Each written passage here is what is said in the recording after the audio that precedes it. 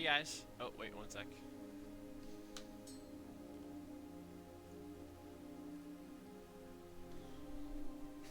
Hey, Billy.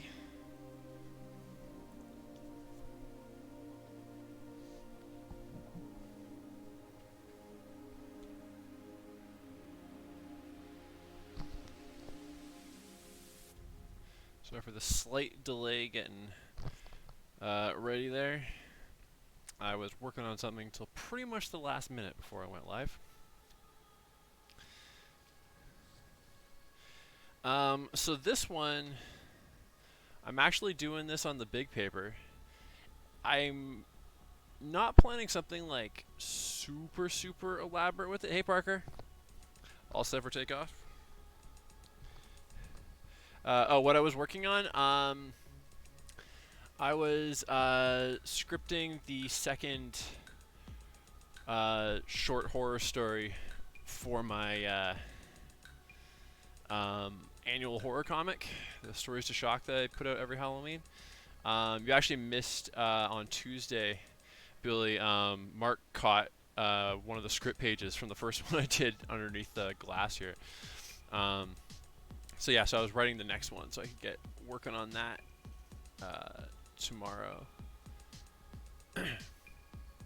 And I was getting distracted. I had it pretty well mapped out. It's only an 8-page story, so like I thought I could write it pretty fast, but I kept getting distracted with other stuff. And then I saw the time, but I didn't want to break my what little momentum I had, so I just like went. And then all of a sudden it was like 8:20, and I was like shit, and I had to get going. But anyway, so I mean, I think it's pretty obvious at this point that I have a bit of an affinity for retro type stuff and atomic age type stuff and retrofuturism. So that's kind of where this snowballed out of. I thought it'd be cool to just retro pilot um, a character and with with the hat and everything like that. Or not the hat, but that like thing with the leather cap with the goggles and stuff. And the reason I'm doing it on the big paper is because I thought if I'm doing a pilot character, it'd be dumb not to include her plane. And I thought if I do it on my regular paper, I'm drawing that plane really tiny.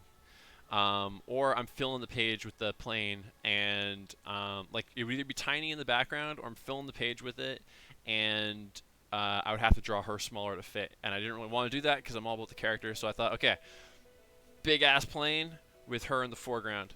Um, so that's why I went bigger, and hopefully that won't translate to one of the extra long streams because it's not like a big like montage of characters like the Batman ones. But we'll see. So let's get into it. Yeah, I agree. They're cool. The picture I used in the ad was a Spitfire, like what Sky Captain has. I'm actually gonna do a biplane for the drawing. So I'm gonna kind of sketch in the shape of that before I get too deep into things.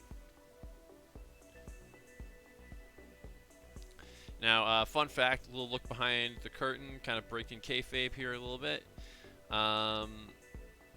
Something that I tend to do when I'm dealing with these like large geometric shapes, like a biplane or whatever, and a lot of comic book artists do this, is I'll try to find a photo at the right angle that I want, and I'll actually just full on trace the base geometry off of it, and then make it your own, round out things, flare out fenders, whatever it is you want to do to kind of make it your own. But you kind of get that base geometry out of the way because that part's such a pain in the ass. But I'm going freehand for this one because, well, one, I don't think I could have printed one big enough to do this anyway. But also for the sake of the stream, I thought, I'll do it for real. One of the reasons to do it that way is just, and why it's so common with comic book artists in particular, is because it's way more efficient. Because doing that kind of stuff can be really slow. Getting everything to look right. So I'm gonna eyeball it to start with, and then when I go to ink it, or maybe before I go to ink it, we'll see. I'll try to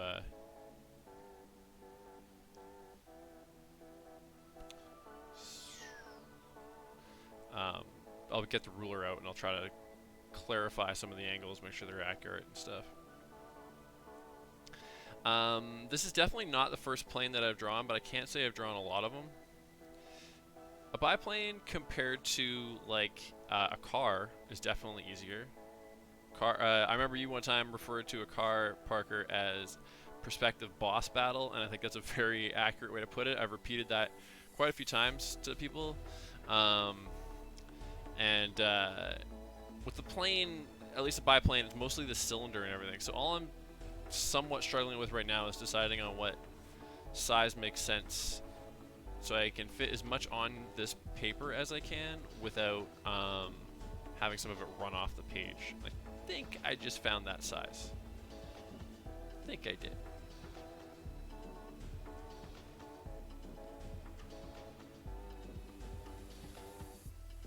Air Force One makes an appearance in the first volume of Combat Fairies, so that is the most recent plane I can think of offhand that I have drawn. I used to go to the air show every summer with my friend Callan as well, and being a drawer, I'm fairly sure, I actually do remember me and Callan drawing jets together and stuff, and I might have done a few independently based on cool stuff at the air show.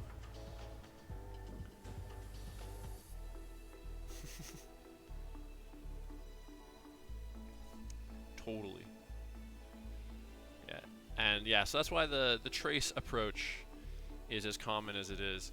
It's also too, like, I actually only recently found this out, but a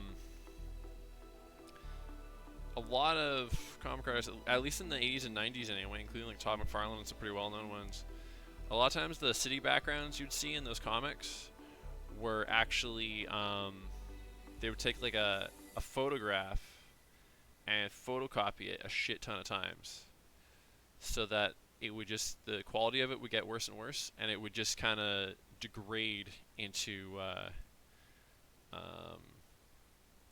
this really high contrast where it was like pure black and pure white, and then they would use that as their background. So instead of actually drawing that big detailed city background, it would be just a high contrast photo. Which on the one hand was almost relieved to hear, because I was like, okay, well in that case, I don't using photo reference so much for that kind of stuff I don't feel as bad about. But on the other hand, I was kind of like, I remember being so in awe of that stuff as a kid, and then finding out that they weren't really doing it a lot of the times. Doesn't mean they weren't capable of it, but comics are very deadline driven, so you got to do what you can. And even when you're doing an independent comic, you got your own deadlines to deal with because it's a lot of work, right? You want to get it done at some point, so. Okay. I think we're off to a good start with the shape of this thing. And then we got this kind of deal going here.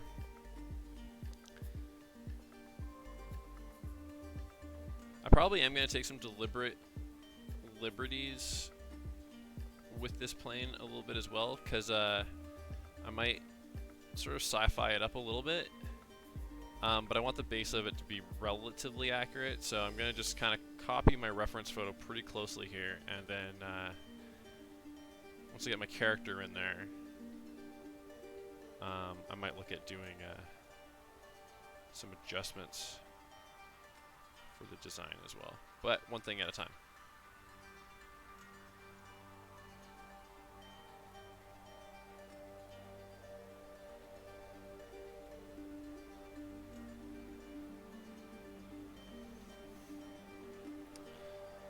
Something like that. There's actually something coming down here. I can't quite. Oh, wait. Oh, that's the propeller. Ah, that makes sense. Sure, let's toss the propeller on there. We need one of those, right?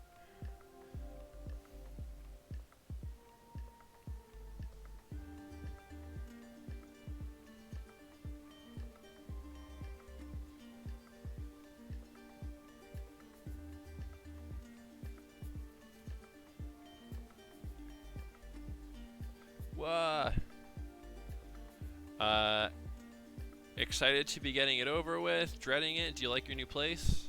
Or as far as you can tell anyway so far?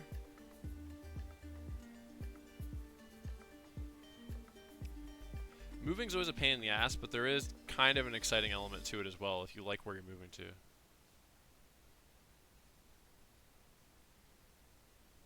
Through the entire month of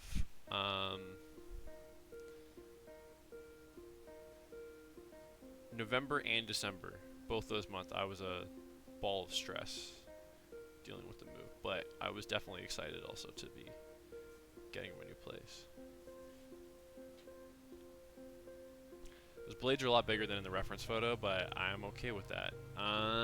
Okay, now the wings are going to be mildly intimidating.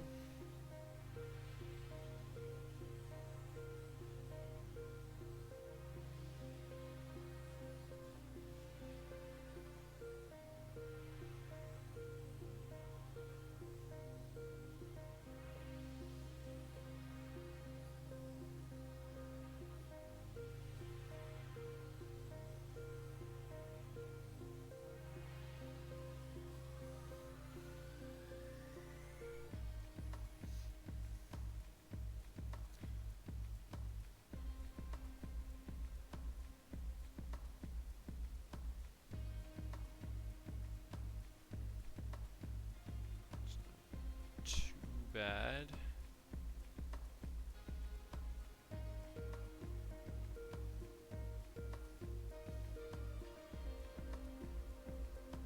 Yeah, that's true.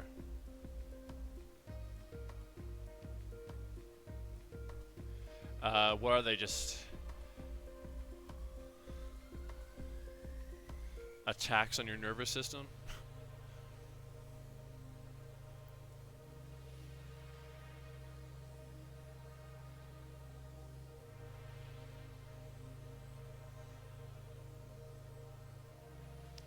So, you know, this is the, okay, this isn't looking, the shape of this is kind of coming together. It's not looking too bad, but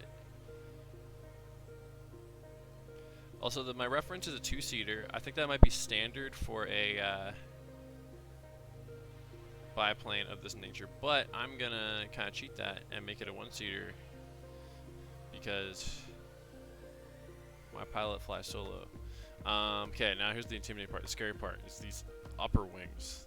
How do I get that to look right? Okay, it's gonna be somewhere around here, going to somewhere about here, but down lower.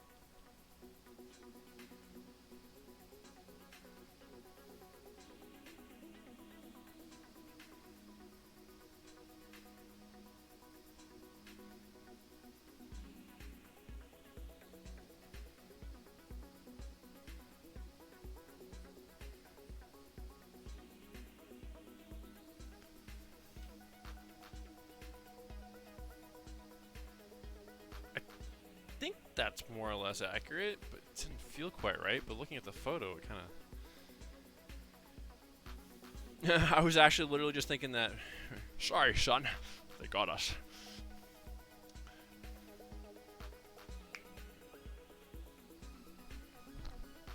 I suddenly remembered my Charlemagne.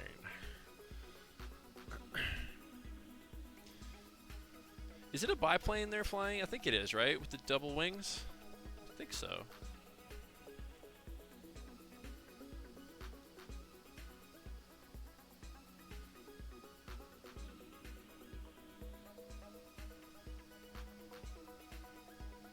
I'm actually going to make this a little bit more narrow.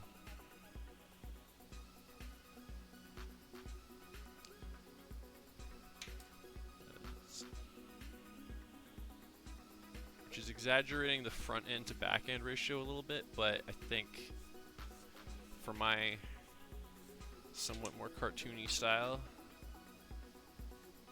that's okay.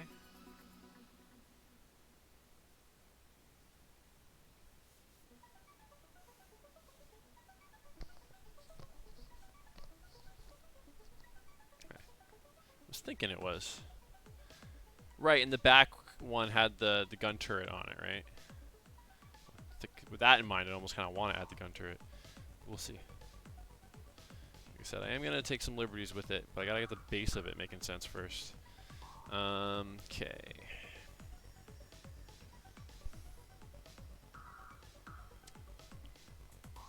Okay, I don't think this is too far off, but I am going to mess with it a little bit. Which unfortunately on paper means erasing and starting fresh.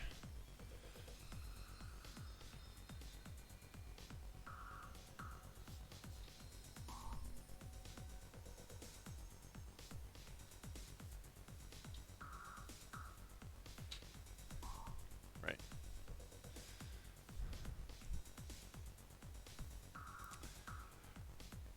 What is our consensus on Last Crusade of the trilogy? Is that our favorite? I go back and forth between Raiders and Last Crusade. And I tend to give Raiders the edge because it came first, but there's a pretty strong case to be made for Last Crusade. It is a really fun movie. And Ford and Connery's chemistry is pretty damn great in that.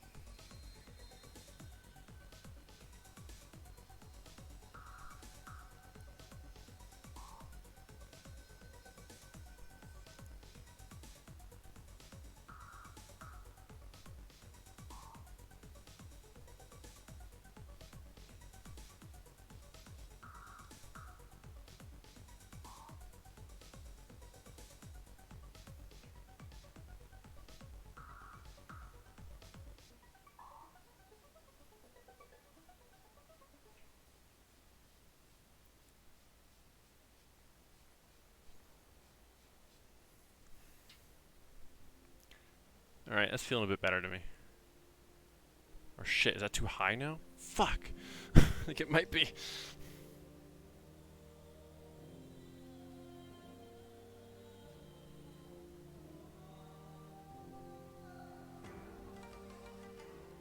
Yeah, and the backstory of it is great. Finding out where Indy's name came from. The whole father-son dynamic is really great too. When he gives up the Grail. And he calls him Indiana for the first time at the end of that movie. Like, that is, like, that's almost a tear-jerking moment there.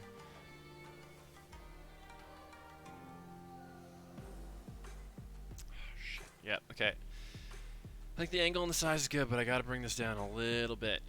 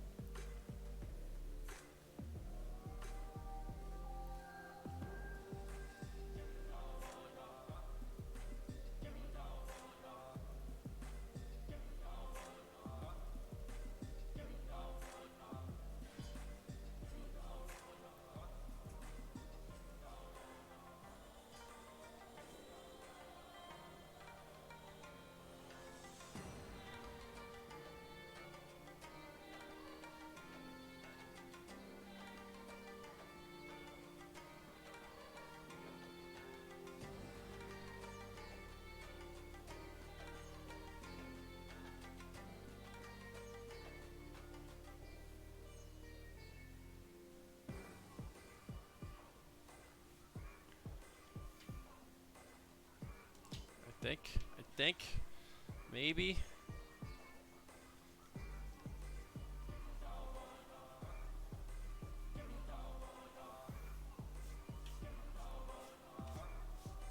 Does that work? Does that work? No, it doesn't. God damn it. Getting close, though. We're getting close. Very much. You don't think my son would be stupid enough to bring the book with him, do ya? you, you, you didn't bring the book with you, did you? You didn't bring it with you. I should have sent the book to the Marx Brothers.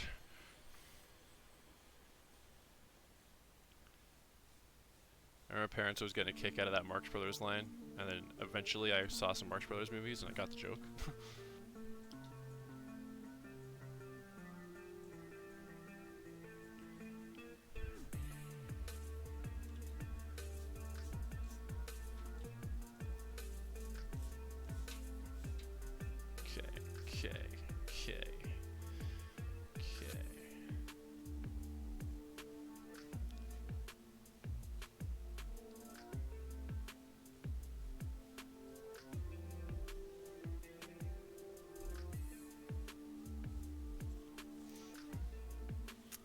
Alright, I think this is working. I think we finally got it, guys. I think we finally got it.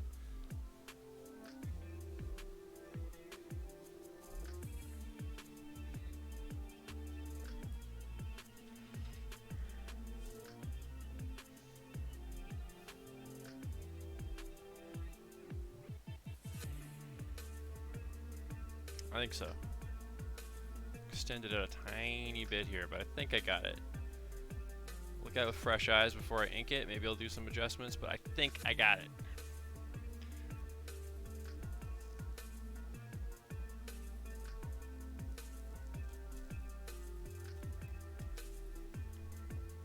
It really is, Billy. It really, really is.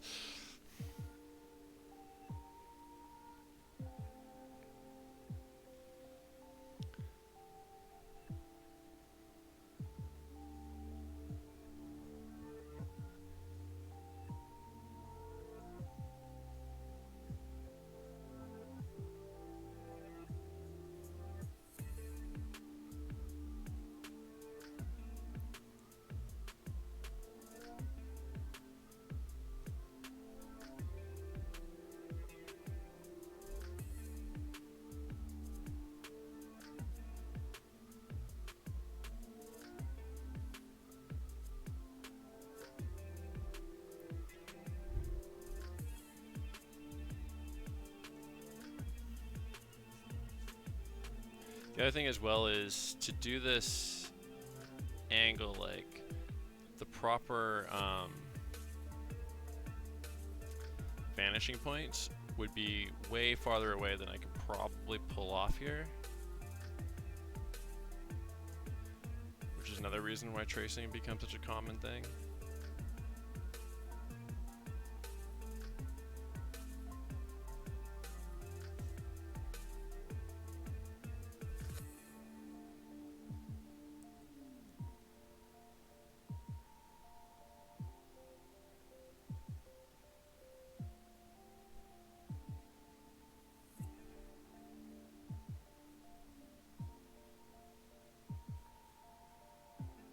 So I'll bust out a ruler and double check myself as best I can, but I won't be able to do a proper test.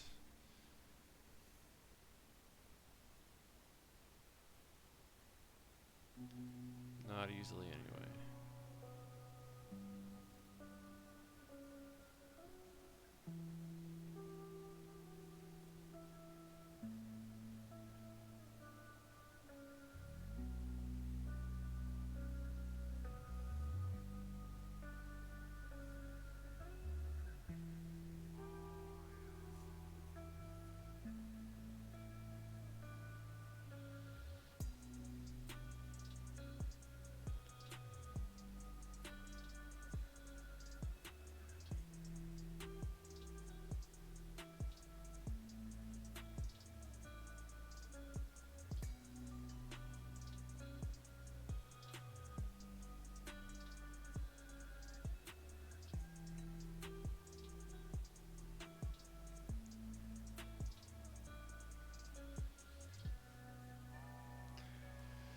Okay.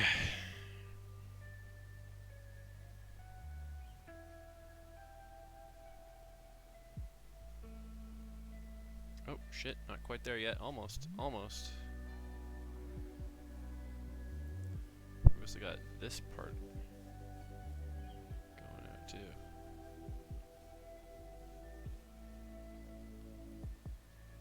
So this doesn't match my angle's not quite right. This doesn't match my reference exactly. Some of it is intentional, and some of it isn't, because I am exaggerating some stuff, and other stuff just doesn't quite line up, and I'm kind of, but I don't necessarily care to completely recreate it anyway.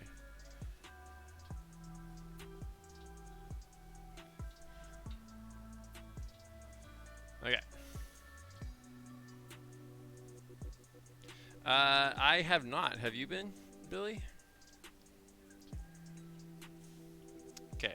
I got the base of my plane in here, and now I'm going to start drawing my pilot.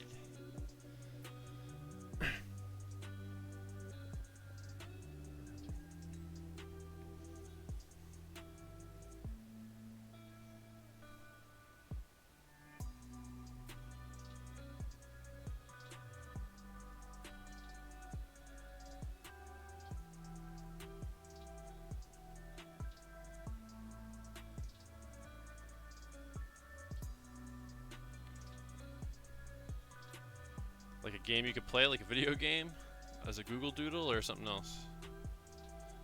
You mean like one of the actual games?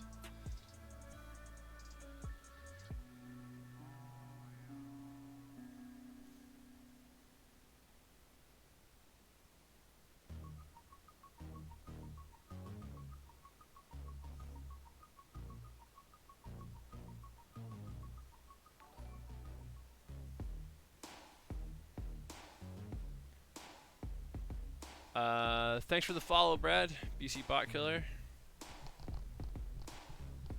Oh, okay.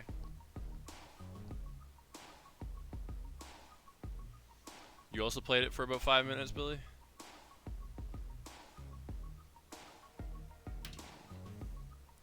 Fix the angle of this head.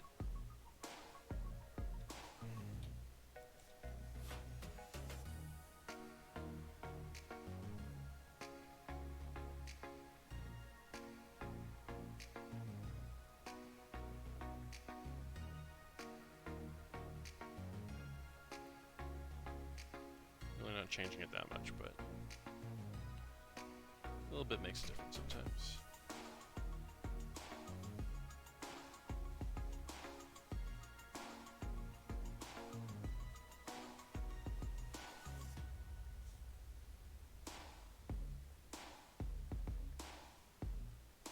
If I had gone with the Spitfire, something that would have been a bit easier with it is I might have posed her actually on the wing. And I considered that, but I thought the biplane would be a little bit more unique.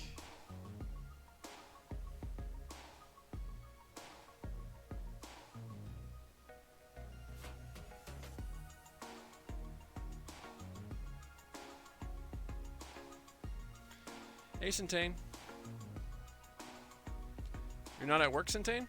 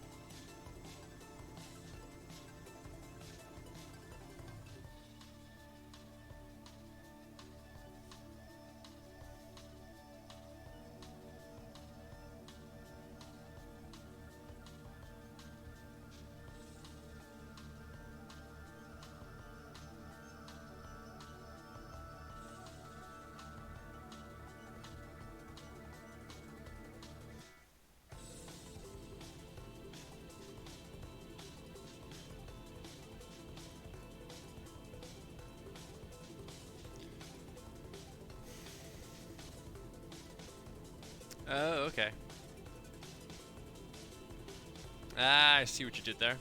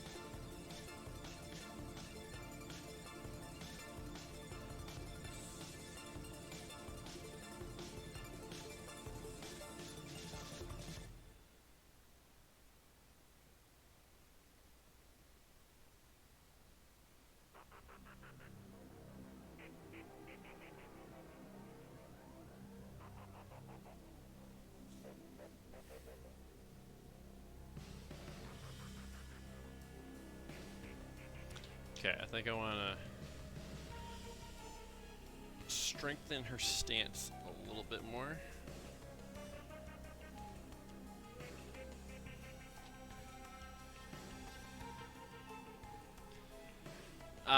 Well, like I said, I might tweak I might sci-fi it up a little bit, and I might put some sort of graphic thing on it, but I haven't decided yet.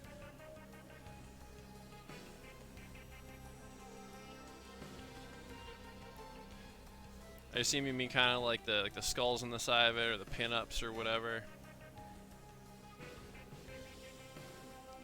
The skull thing might be cool.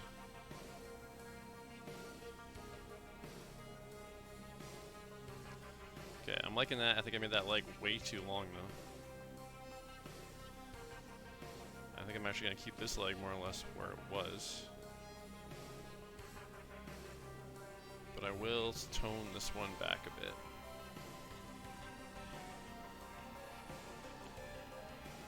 Just a wee bit. Just a wee bit. Baiji, baiji, baiji, baiji.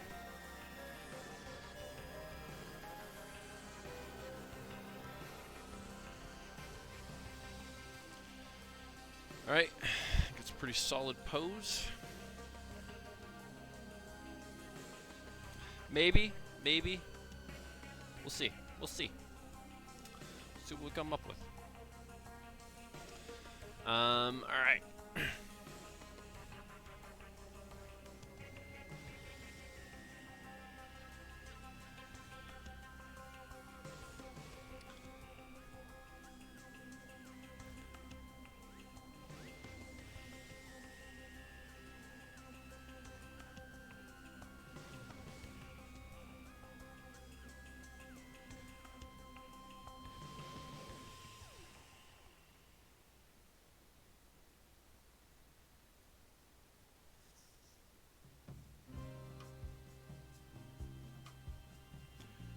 She's gonna be wearing goggles, but let's figure out where those eyes land first.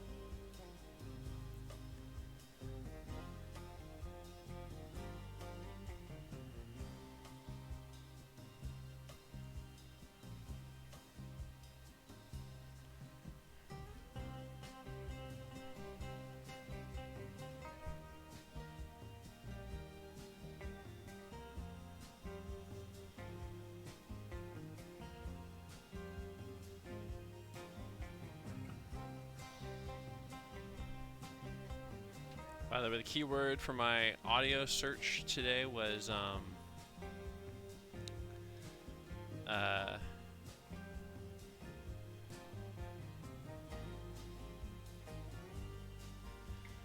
adventure.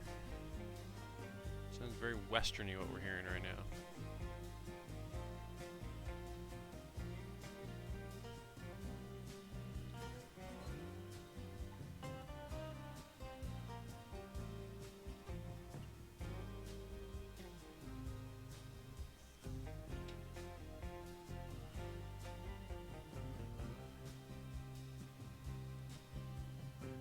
This whole lower part of her face a little bit bigger.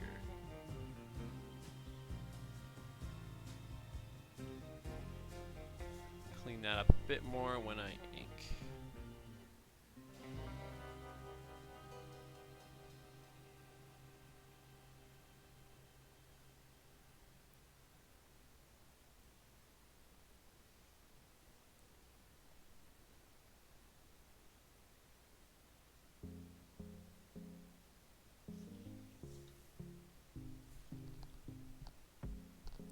Yeah, I would agree.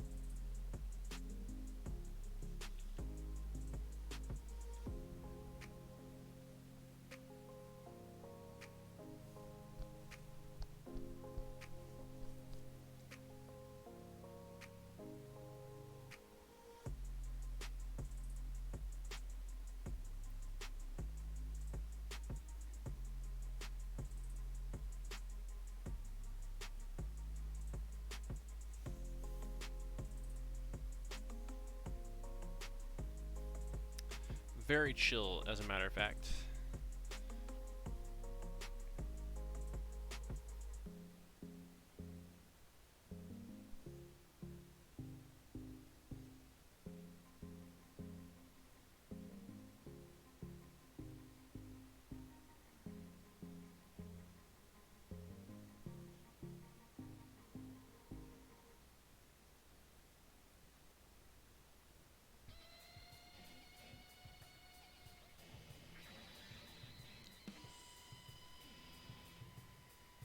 Do you guys know the Batman villain, Roxy Rocket?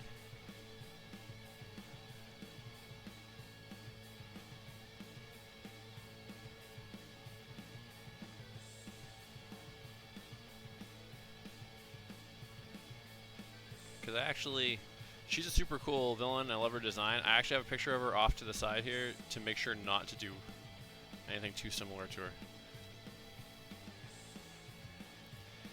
She rides around on a rocket. That wasn't obvious. What's that, guys? I just remembered something here.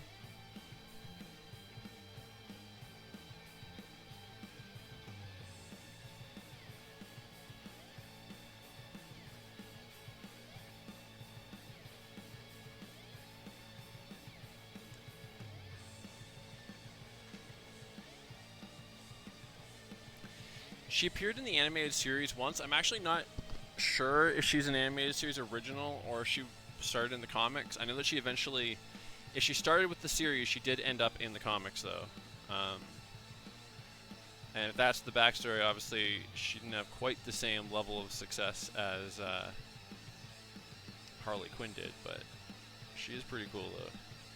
Very retro-y. She seems very much like a Bruce Timm creation, though, which is kind of why I think it might be from the animated series originally, but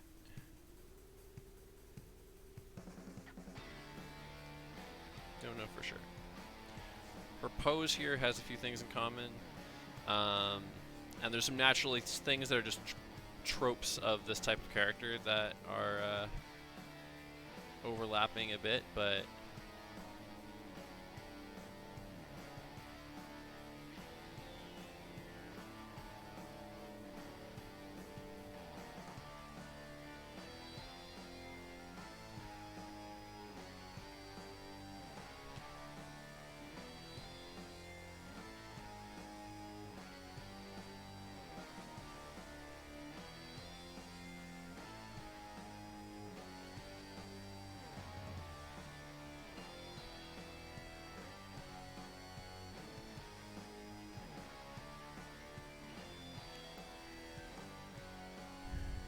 okay, so comic, but based on the animated series, yeah.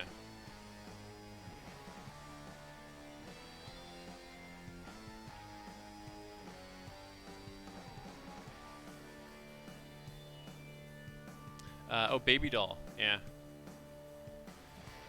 The failed child star, who, when they kind of brought the series back later, teamed up with Killer Croc of all people.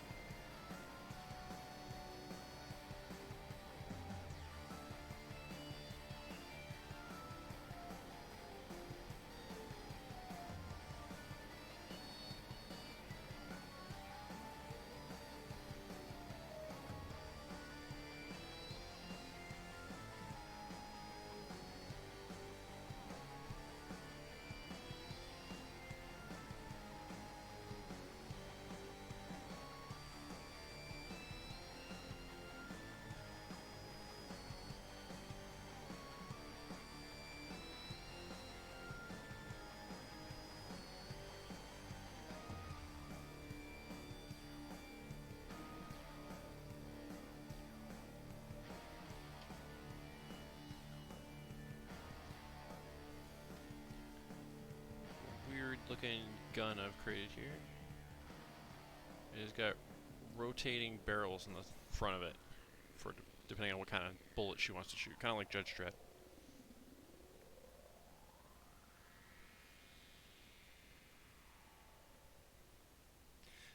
Which one? Baby Doll? I've never seen Casto dance. I've heard good things. Well, I've heard good things about the animation in it, I guess. I don't know if I've heard one way or the other about the quality of the movie in general, but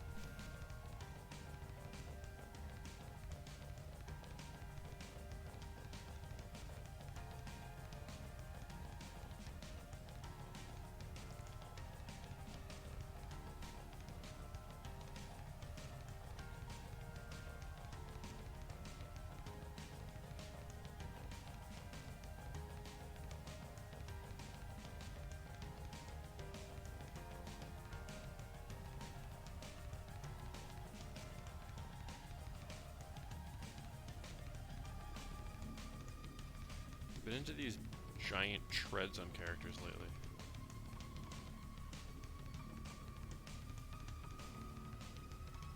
I think it's just that I more recently became satisfied with the way I draw them.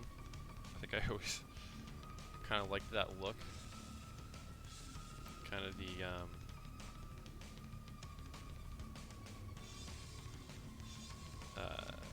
Jim Lee Batman look. Put these giant treads on. Actually, Frank Miller did it as well. Dark Knight Returns.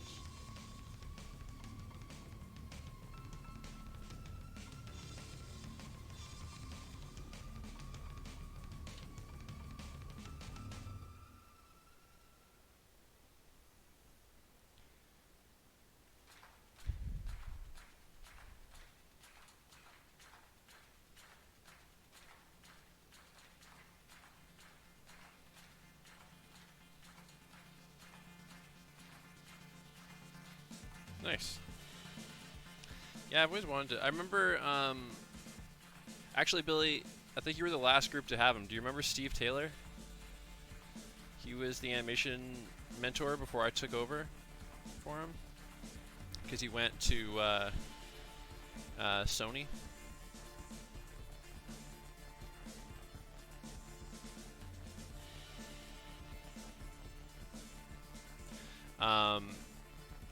Because I worked with him briefly at a studio called Ooga Booga, and he was watching that while he animated one day, and he was the one who's like, "You ever heard of this? You ever seen this gem?" Put it on his laptop, so I couldn't actually watch it with him, but it looked good.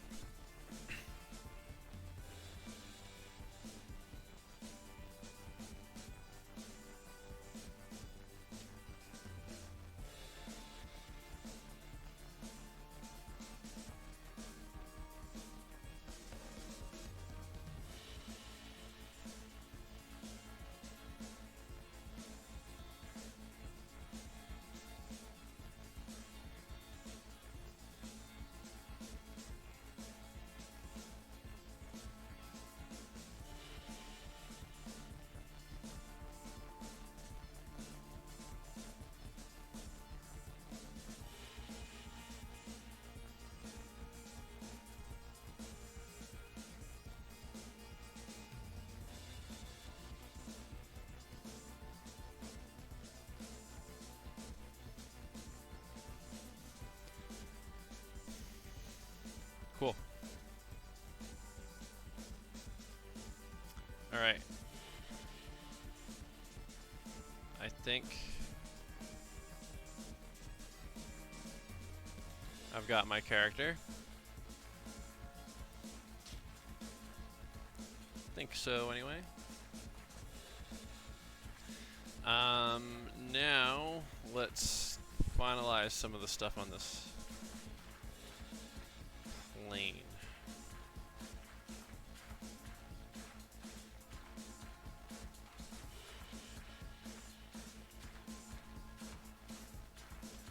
I'm also gonna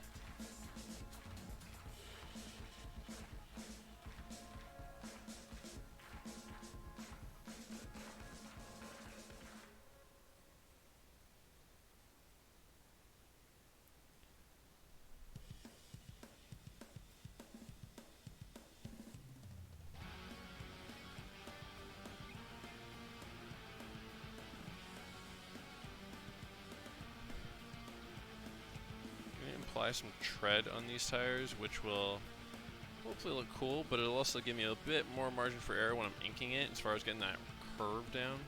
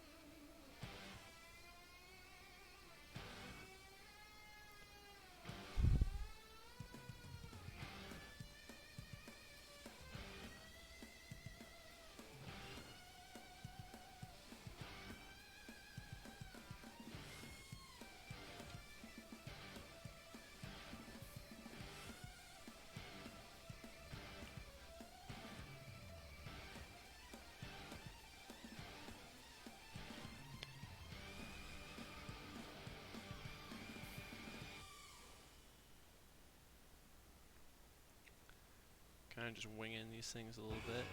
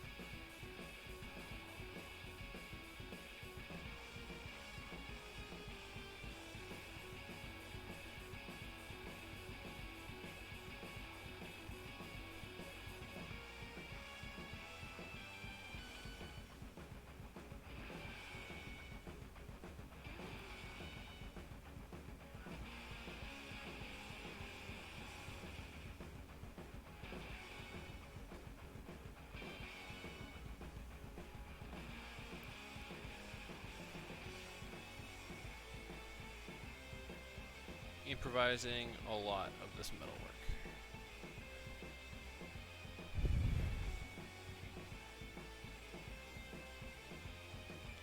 And let's bring this more to a point now.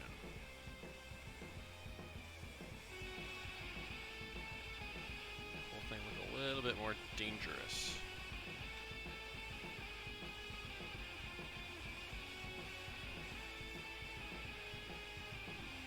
Guys, remember in The Mummy when they're strapped to the wings of a biplane? Is that a thing people actually like did at one time? Like, is that? It seems horribly dangerous to me.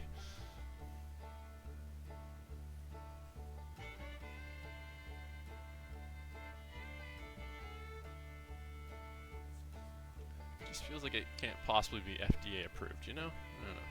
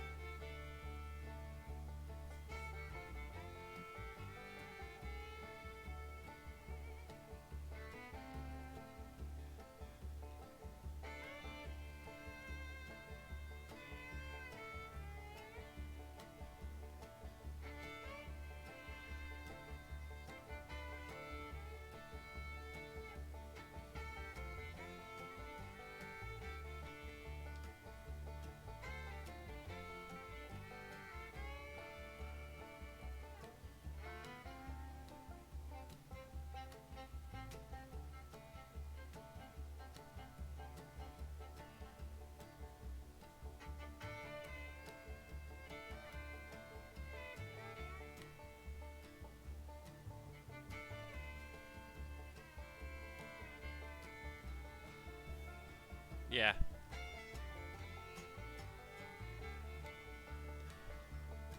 But like, okay, well I mean like for everything else that's going on in the movie, it's not a hard thing to swallow, I guess anyway, but I was wondering if that was a common practice. People had to get somewhere and there wasn't enough seats for the plane. I always thought it was funny though that Rick got a spot on the plane. Like he's like the tough guy, but he gets to sit in the plane.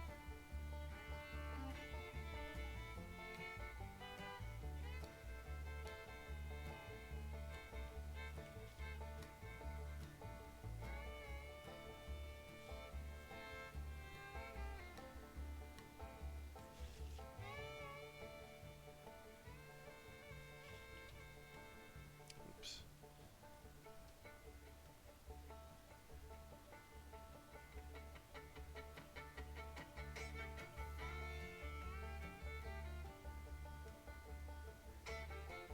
Oh yeah, you're right. You're right. Yeah, so the two tough guys get it, and then. Or no, sorry, no, because the soldier guy's on the side as well. Yeah, but yeah, he pulls the gun off the plane. That's what you mean, right?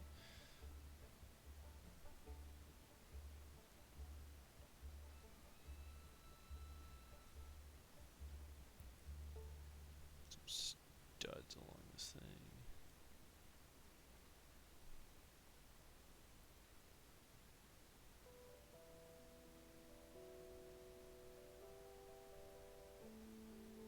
For a particularly cool seat, including a headrest, which I don't think these things had too often.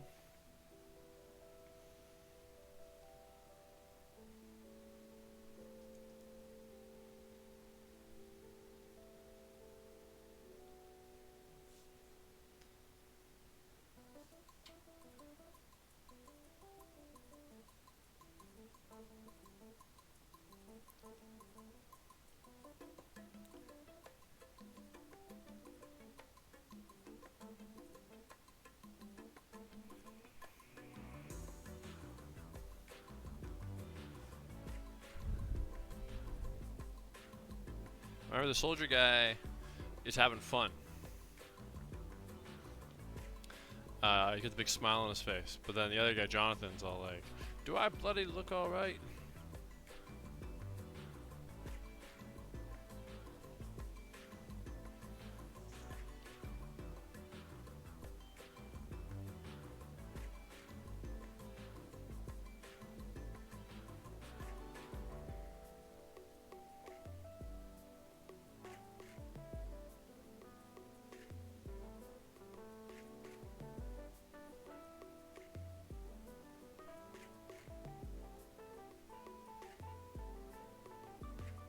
Right. Okay.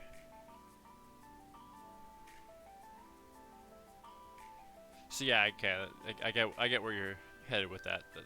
Some logic to why he gets the seat.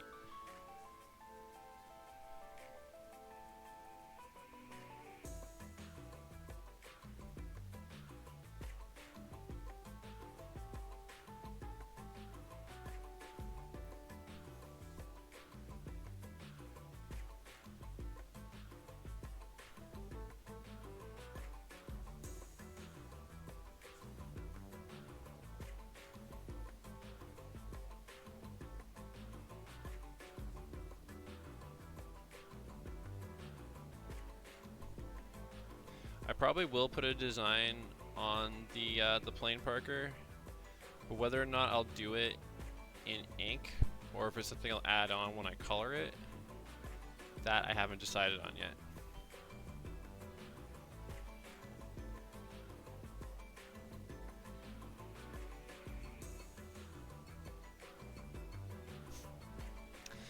I watched the first one actually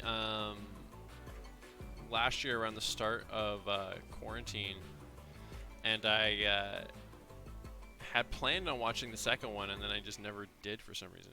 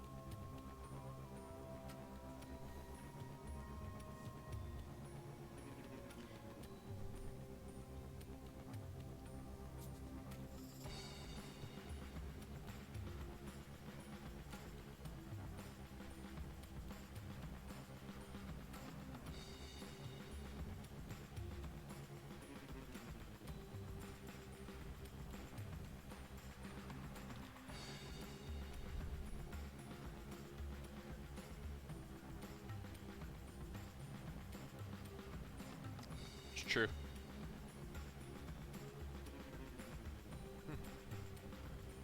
I'm actually almost surprised about Indiana Jones because they're all on Disney Plus, but I guess they probably had a pre-existing deal in place there.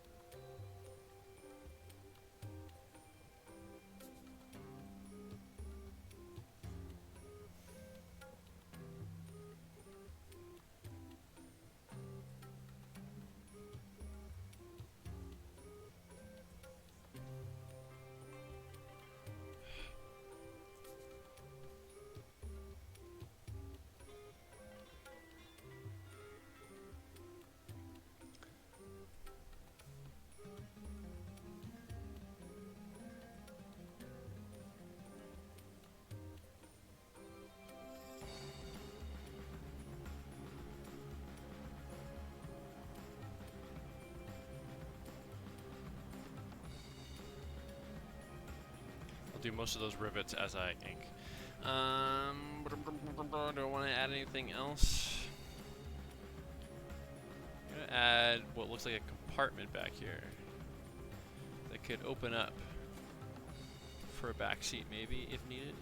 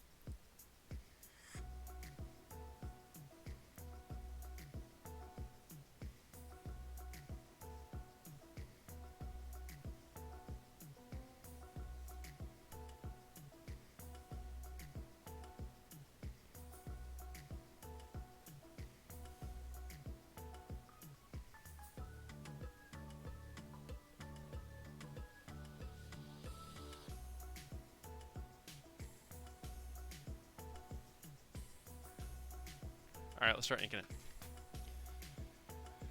Oh, cool.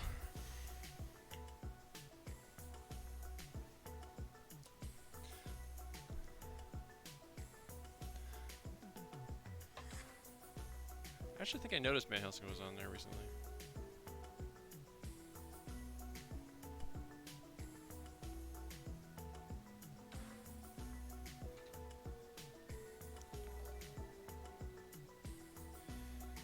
Thanks for the follow, and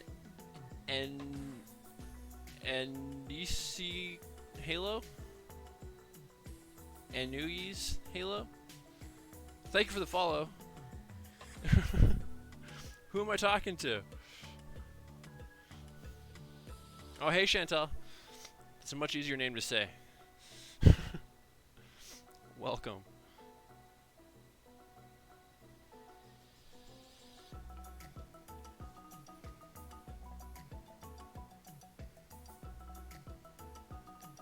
How did filming go this afternoon, Chantal?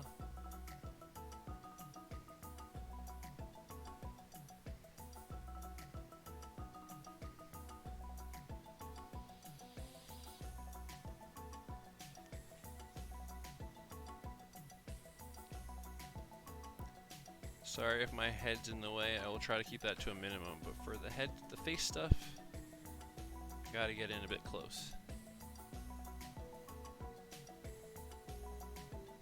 Okay, cool. And how's that coming?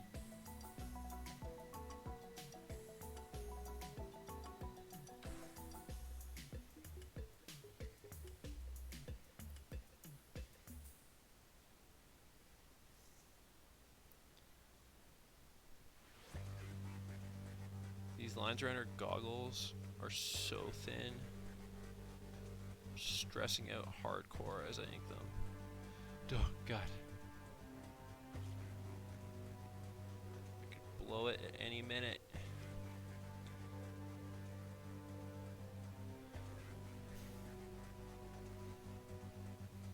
Fun with your rocks? Remind me. Oh, cause what happens with the rocks again? Does the rock land on them? Or does it land on the rock? I think the rock lands on them, right?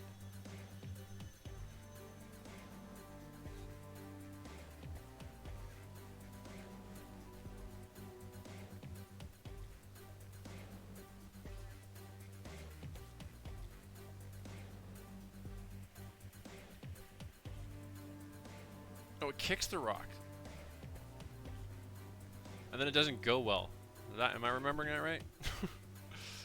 Sorry if I'm getting it mixed up.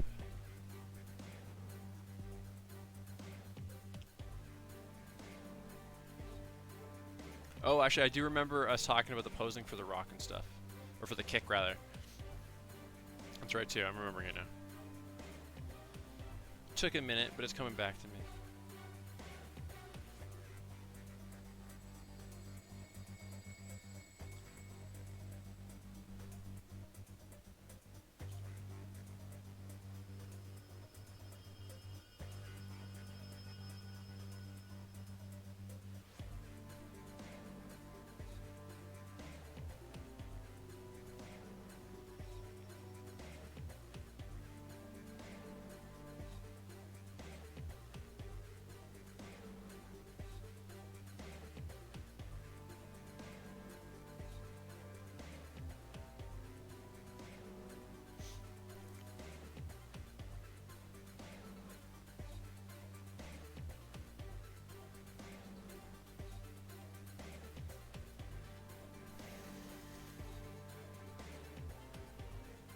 Oh, okay.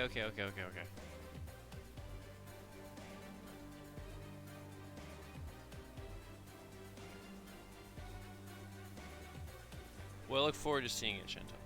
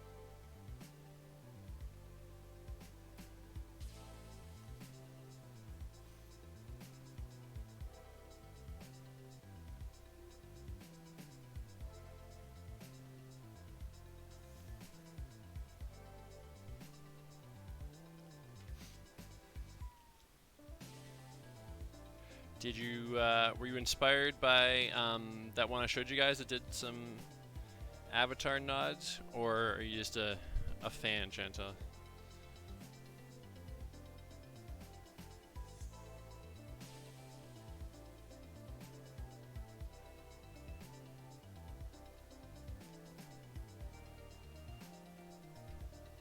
By the way, Billy here comes all the way from FD68.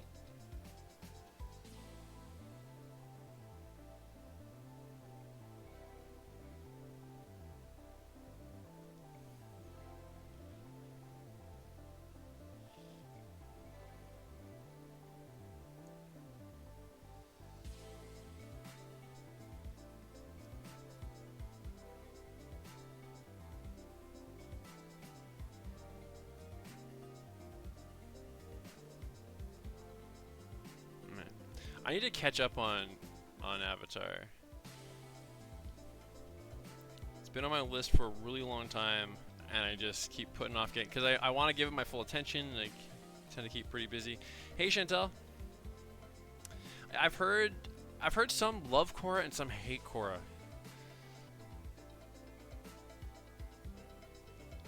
So are you on the hate train or just not a big fan, Chantel?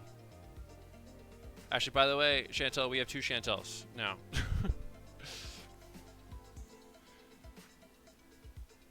Unis Halo, I don't know if I'm saying that right now, is Chantel.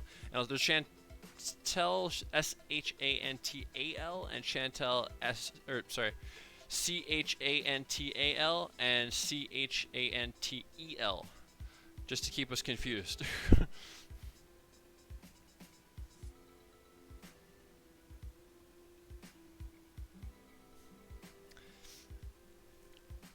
That's always the tough thing, right? Is this if you got an affinity for the original, it makes anything that comes after it a hard act to follow.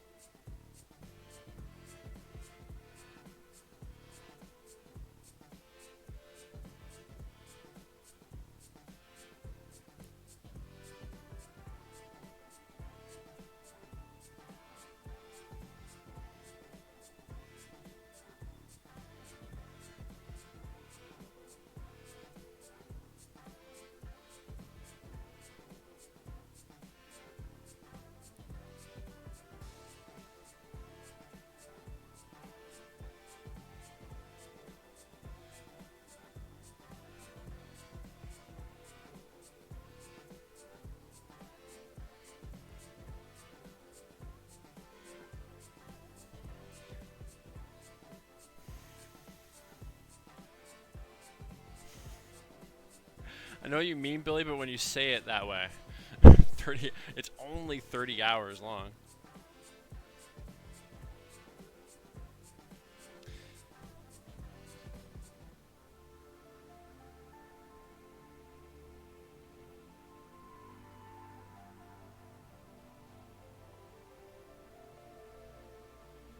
How many seasons of Korra were there?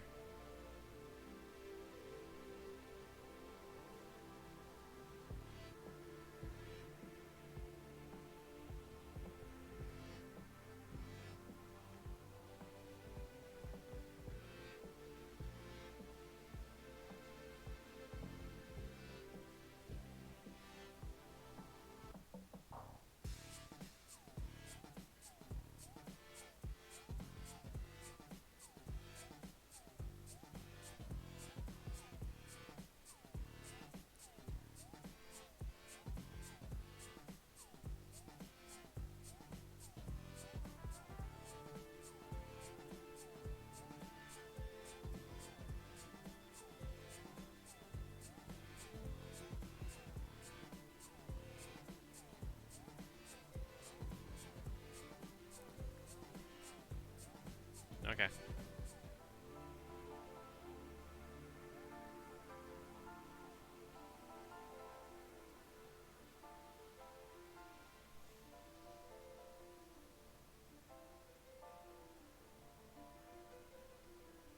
By the way, Chantel, this just occurred to me now, but you were asking about tablets earlier. Something you should bear in mind is when, like, next... Okay, I don't actually know how all the rules are going to play out next term, but probably going to have a lot more access to the school next term. So as far as buying one, if it's just for the end of this term and you're going to be able to use them next term, it's something to bear in mind as well as far as spending the money.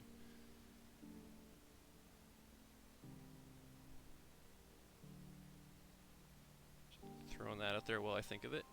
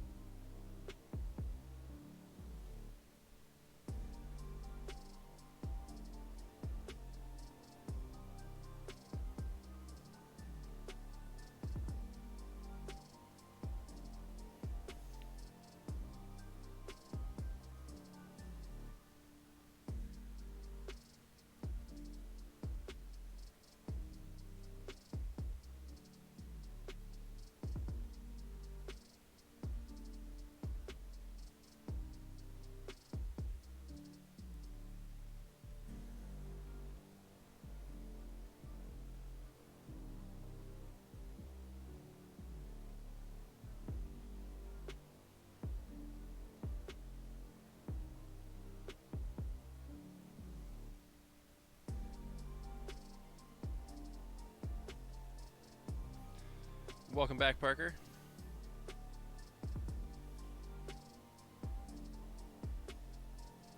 Not in your case, Chantel. The other Chantel.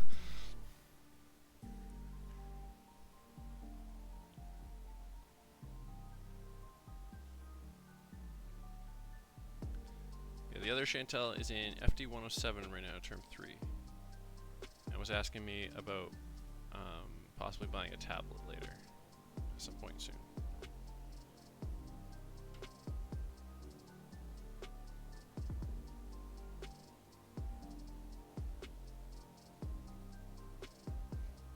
That makes sense. So even when the campus is more open, you'll want to be able to work from home. I gotcha. Are you thinking 2D animation or 3D animation?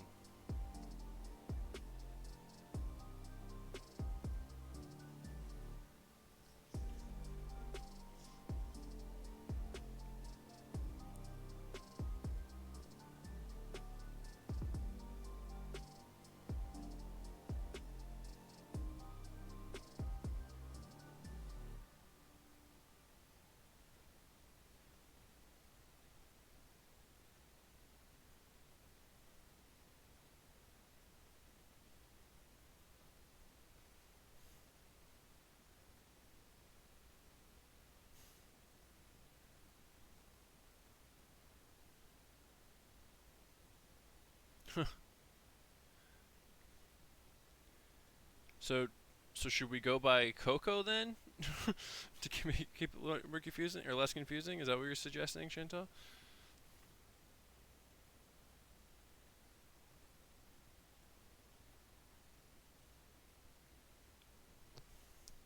One sec.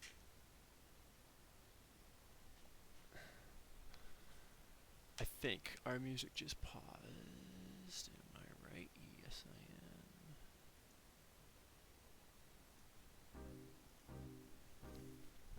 Notice a trick earlier that my playlists that I've been using lately haven't been as short as I thought they were. So that's good.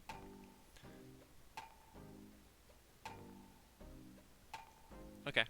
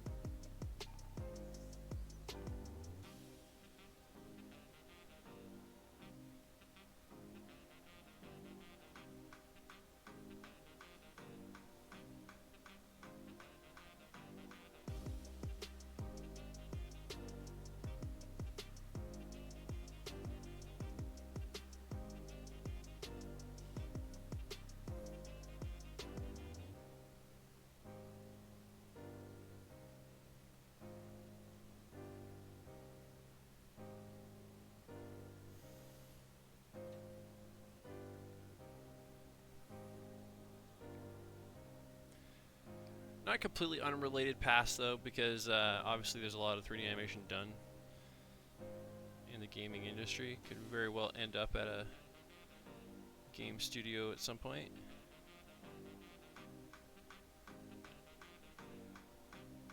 Got a favorite video game, Chantel? Either Chantel, for that matter.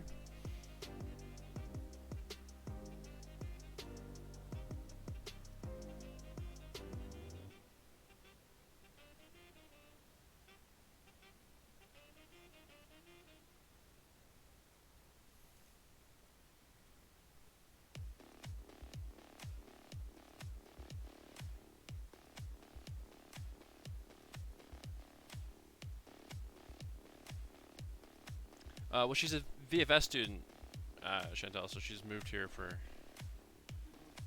school. At least I assume, anyway.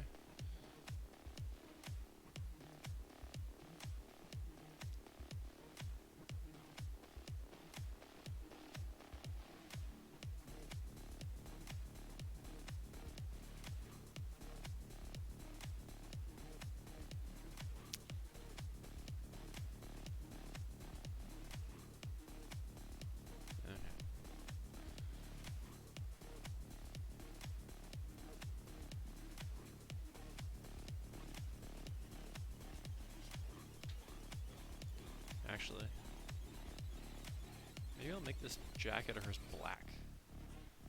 I'm gonna do that.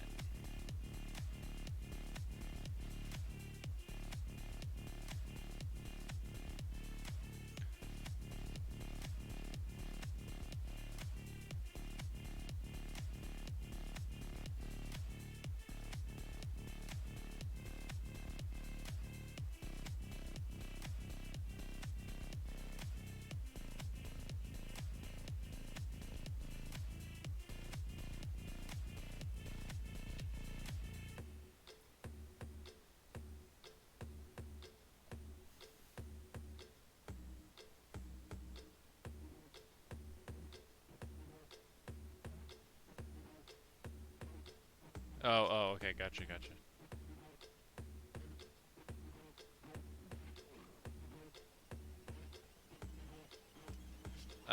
Oh, good things about the movie? Well, I mean, they have their fans.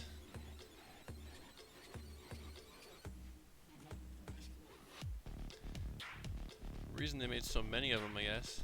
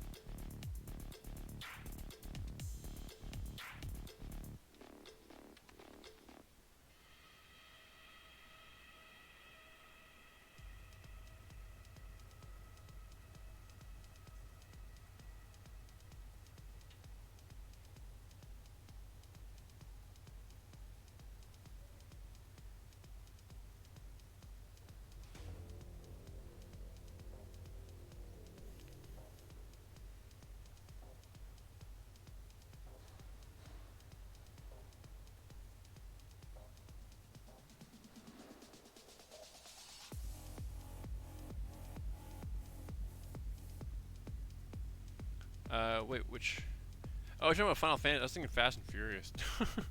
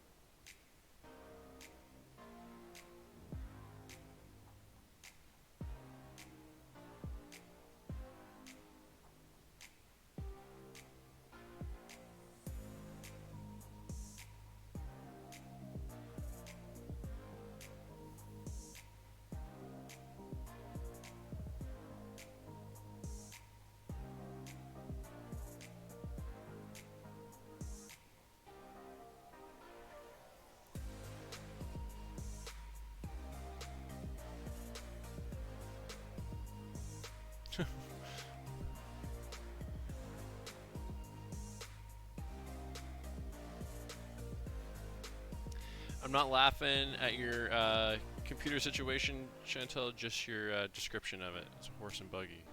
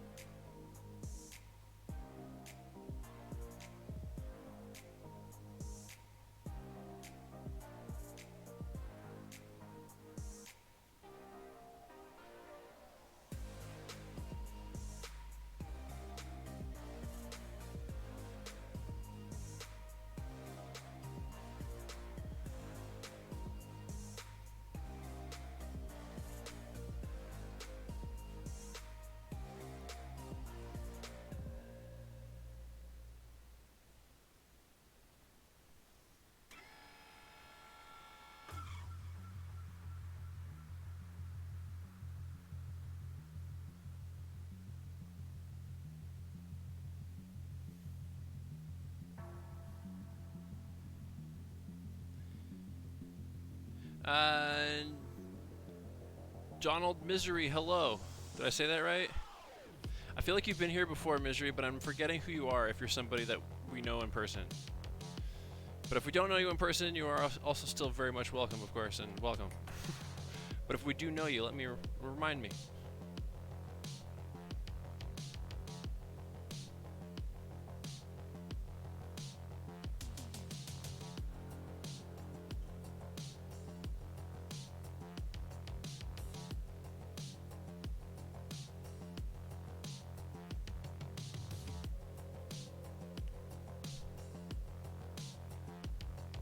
It's easy to lose track of some of the usernames sometimes.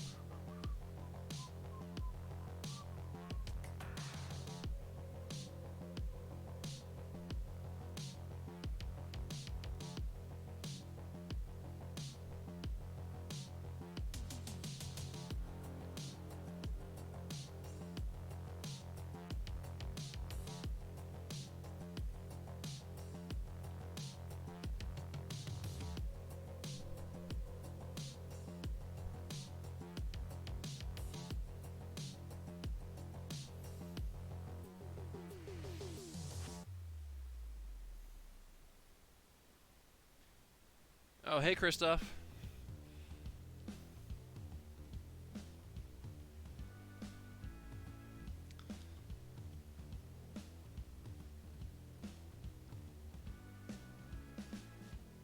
How are you doing, Christoph?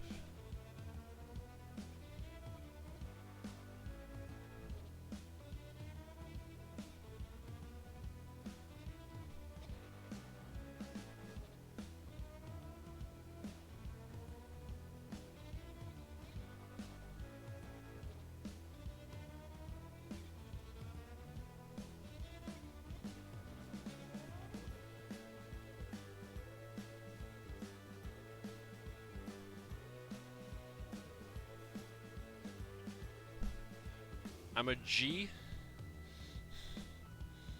I'm gonna assume that's a good thing, but I'm not entirely sure what that means, Chantal.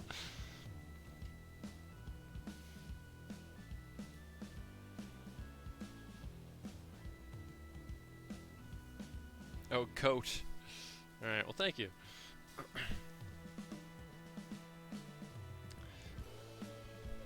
I know the full GOAT acronym. Just the G on its own I wasn't getting. Hey, Centane.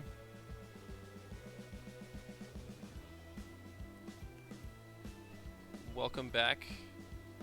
Or maybe you never left. I know you're gaming at the same time. Scratch the head. 1 sec.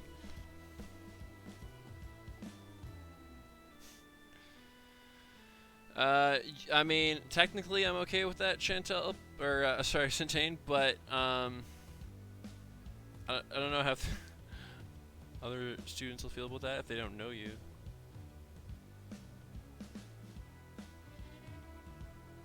I got nothing against it though.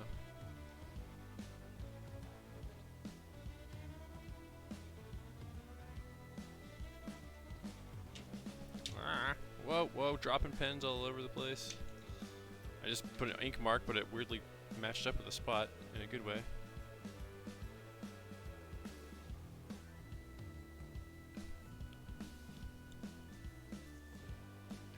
I am mildly terrified, guys, about inking the curves on that plane behind her.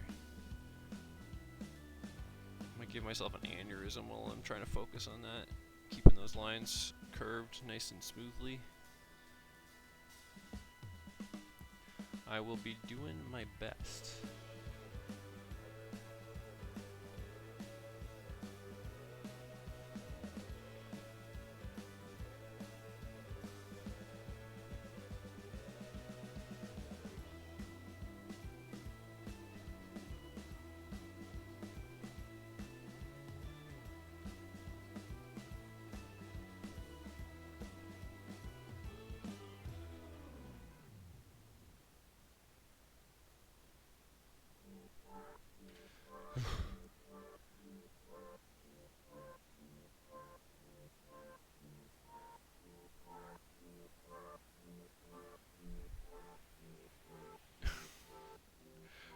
Which Chantel are you talking to, Cindy? We have 2 Chantels right now, by the way.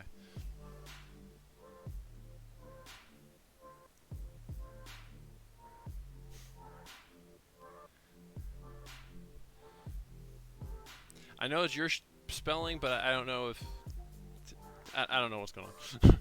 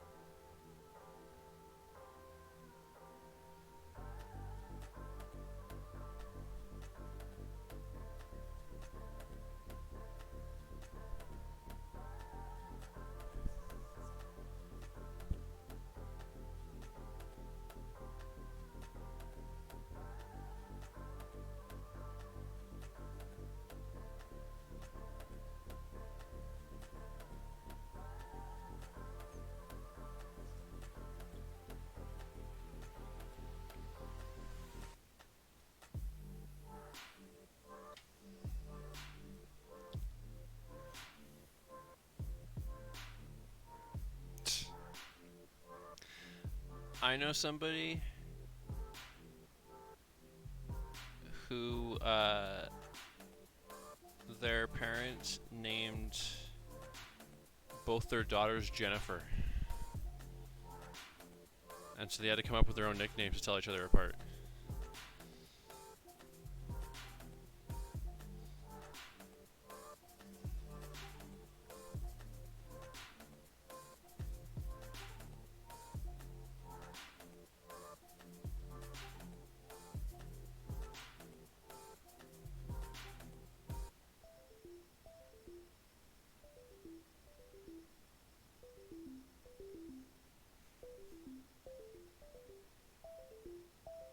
Exactly.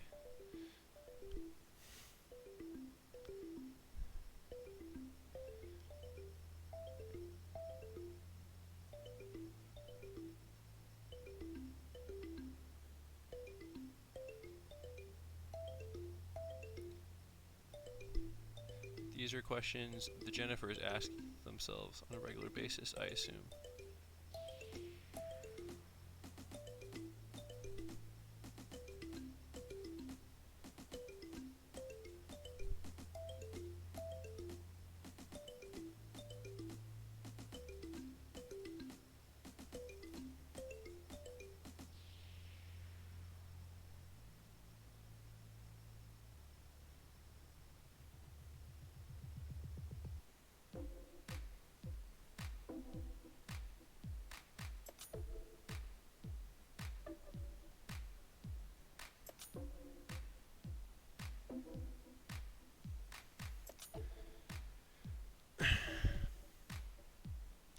Well, I didn't. I mean, I didn't pick the specifics of the music, Chantel. I put adventure music into the search, and this is what it gave me.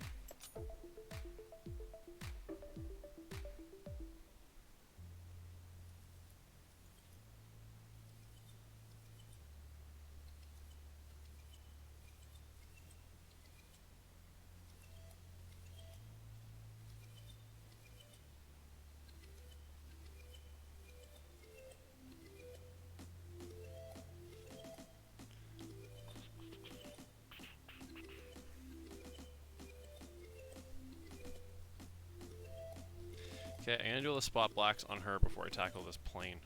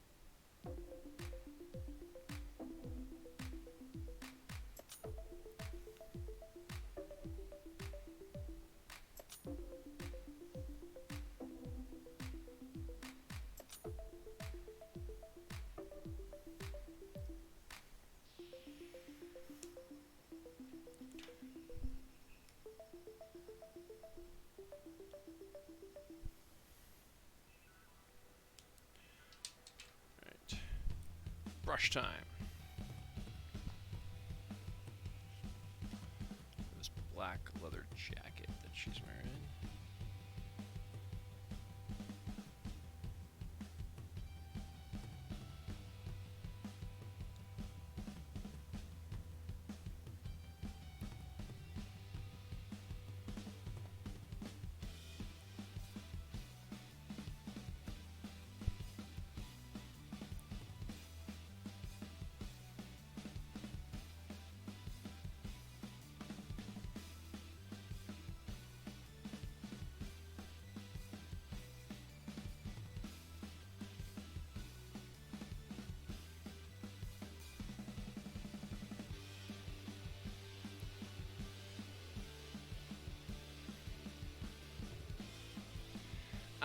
Well, I don't know. We're not that far off track right now because I knew that laying the pencils down were going to be slow. Like, I figured it would be longer than average, but I'm hoping not substantially longer than average. But we'll see. If it goes longer, that's okay.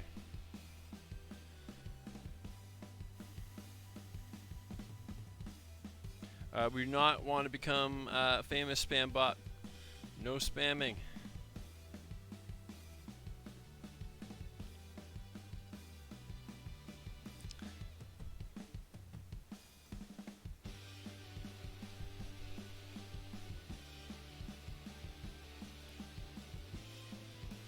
Guys want to hear about a questionably bad movie I watched a week or two ago? I thought of it earlier today because on Tuesday when Mark was here, we're talking about like bad movies that we kind of like, or subjectively bad movies that we kind of like, or in some cases really like. And I thought of this one earlier that I had just watched that I should have brought up then. I wanted to love it though. I was excited. Jiu-Jitsu with Nicolas Cage.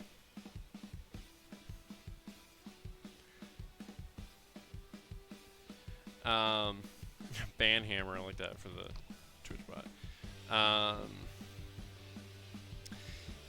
But yeah, so Jiu-Jitsu. Nicolas Cage, by the way, is barely in it. He's the best part in it when he is in it, but he's barely in it. And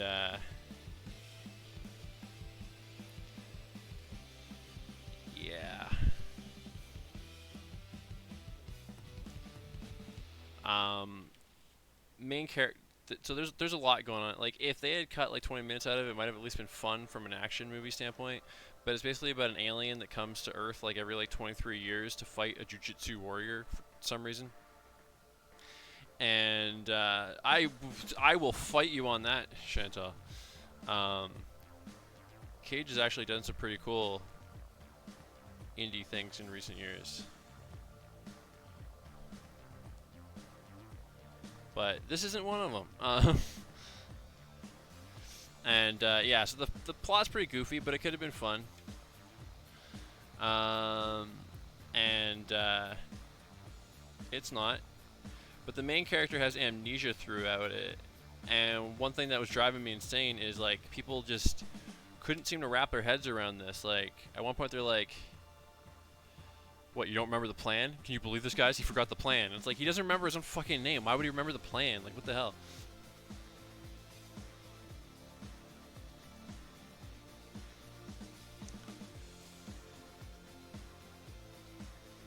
Cage has been in or might still be in financial trouble and had to do a lot of movies to dig himself out of the hole.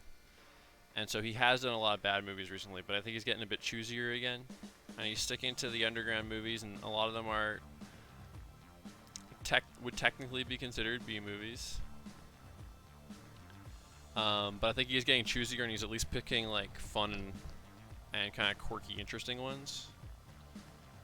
For the most part, I watched another one with him recently called Looking Glass, which wasn't bad.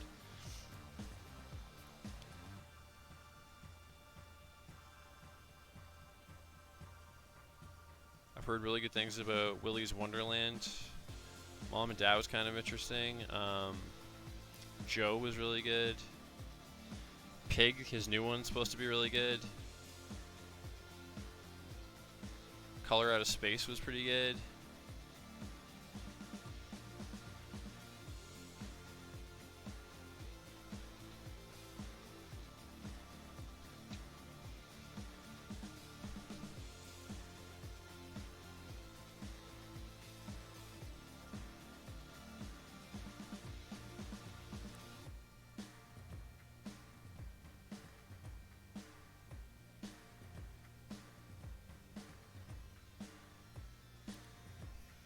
You know what's funny about me saying something like, "I will fight you on that one, Chantal." There's two Chantels, so other Chantel, we'll call her Chantel A, was probably like, "What? What'd I do?"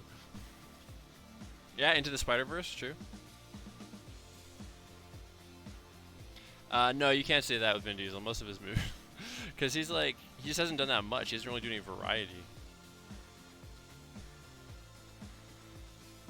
But it is subjective. I'm not saying you're wrong, Chantel, but I'm usually down for a fun uh, B movie.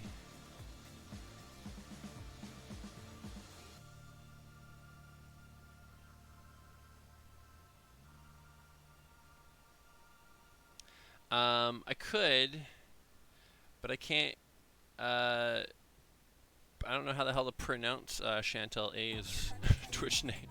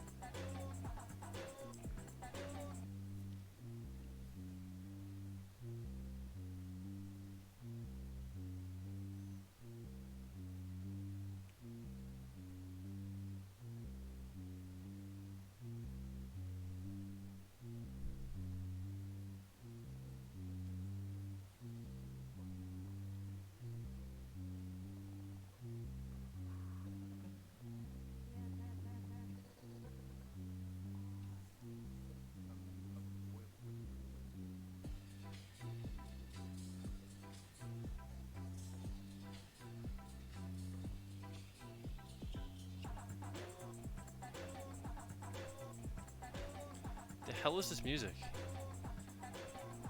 And why does it fall under adventure?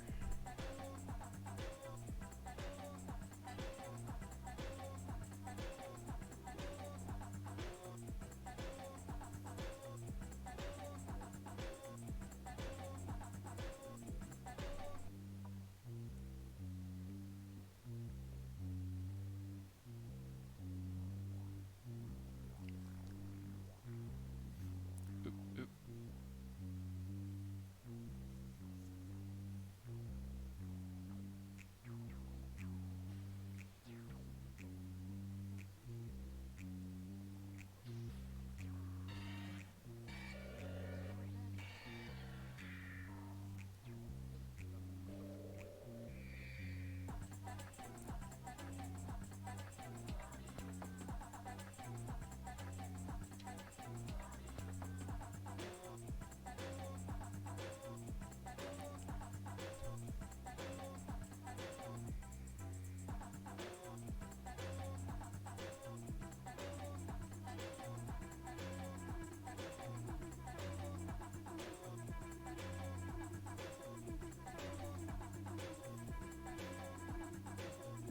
Halo and Wolvie's not bad. I'll leave it up to them what they want their preferred nicknames to be, though.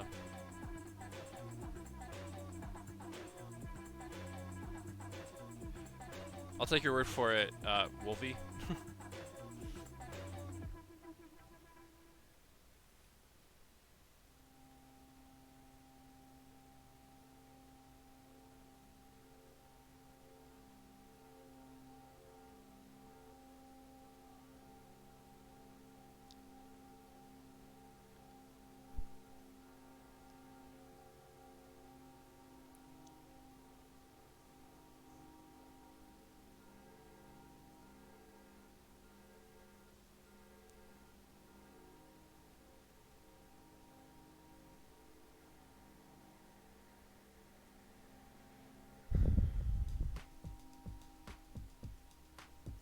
Binging Ancient Aliens? Okay.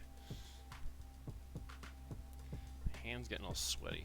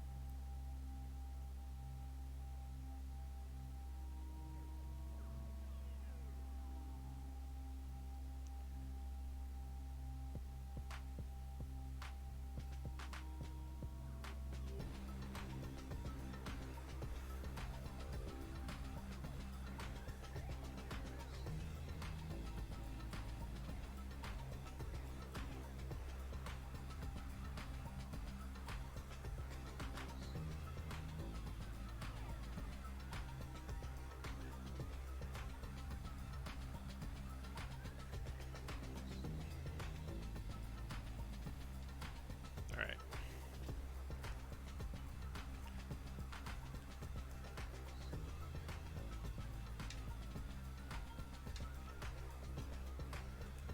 Mom's spaghetti? Is that where we're headed with Parker?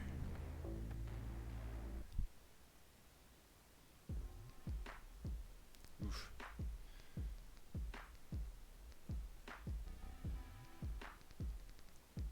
Okay, with that in mind, I'm actually gonna go. One second, I'm gonna chug some water. My water's right there, so I'll just be back in a minute. And then we're gonna ink this plane.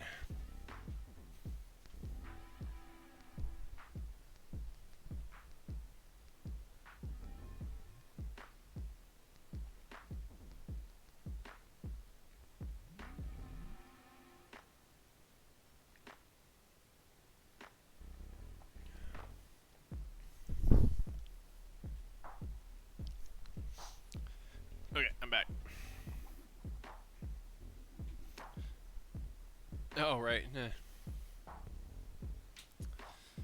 Too fast for me today there, Burger. Okay.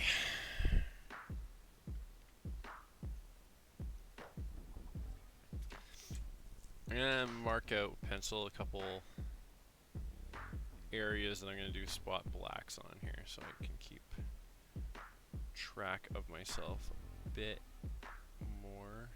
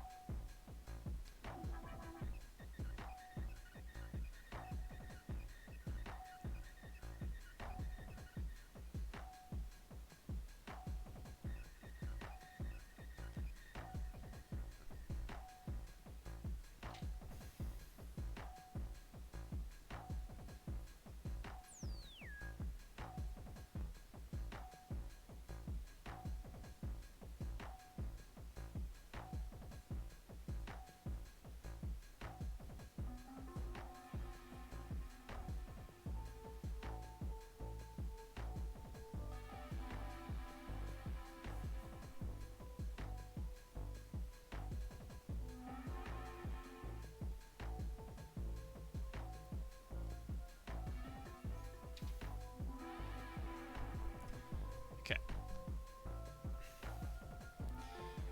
All right.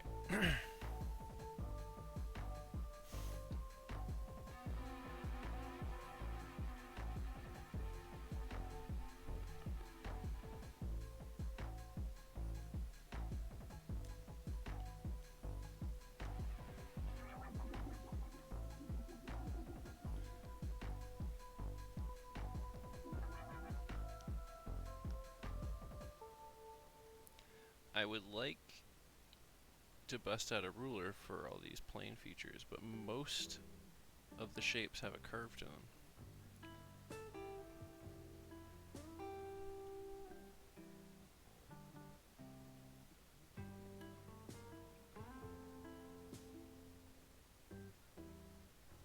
How hard are they expecting it to get this weekend?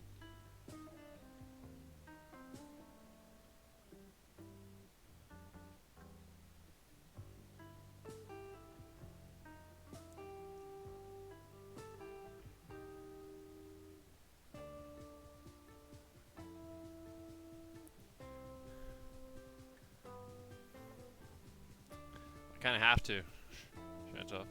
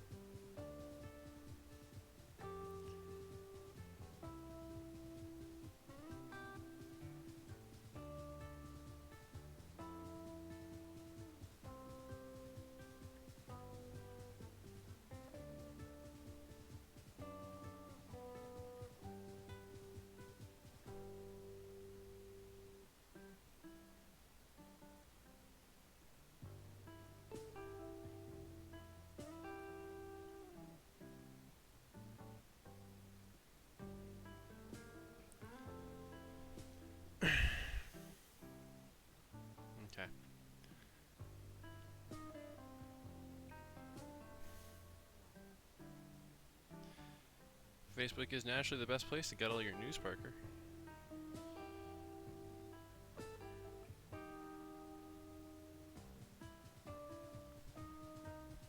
Oops.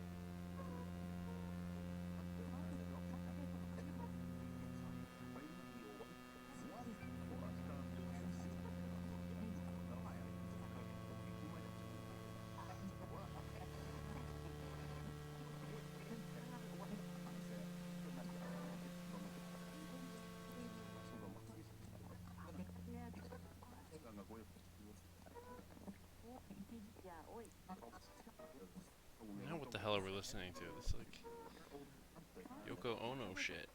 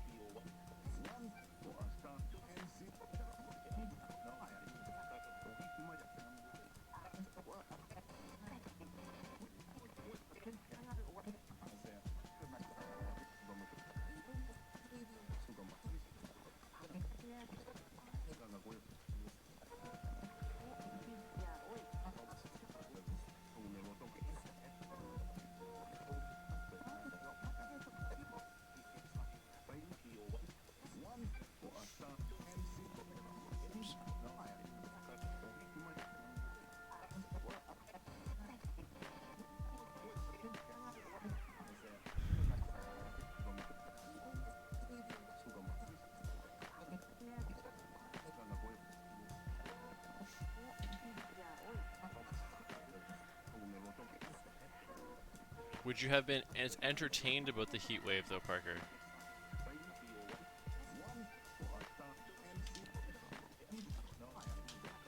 There's the real question for you.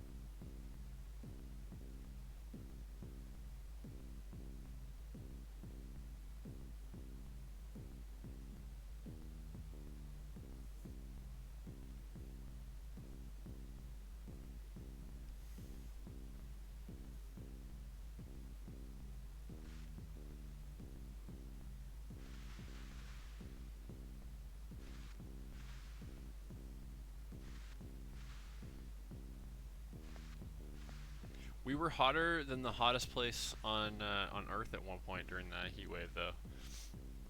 I mean, I've been to pretty hot climates as well, but I don't expect it when I'm at home. The other thing as well is when you're on vacation, you're kind of like you're kind of taking advantage of the heat. You kind of like you have a very different mindset on it. But when you're at home and you have like commitments and work or school and all that kind of stuff,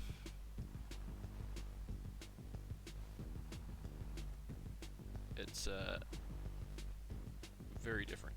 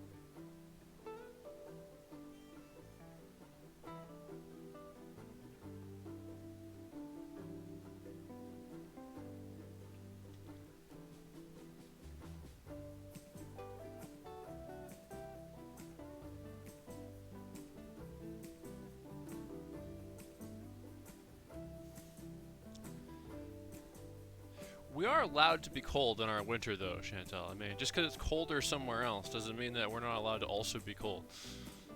It's this weird point of pride that a lot of Albertans seem to have, or Saskatchewaners seem to have when they come to Vancouver.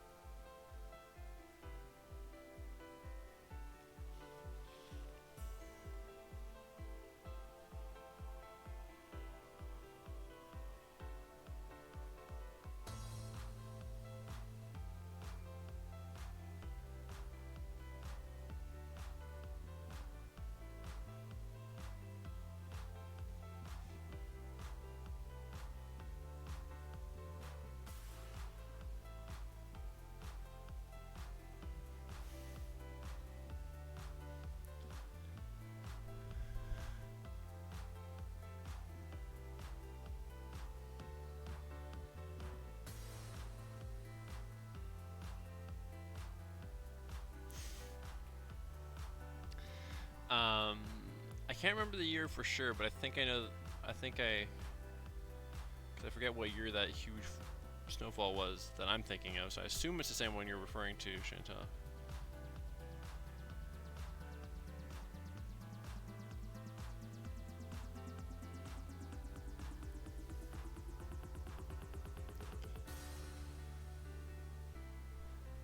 That was the year I bought my Deadpool toque.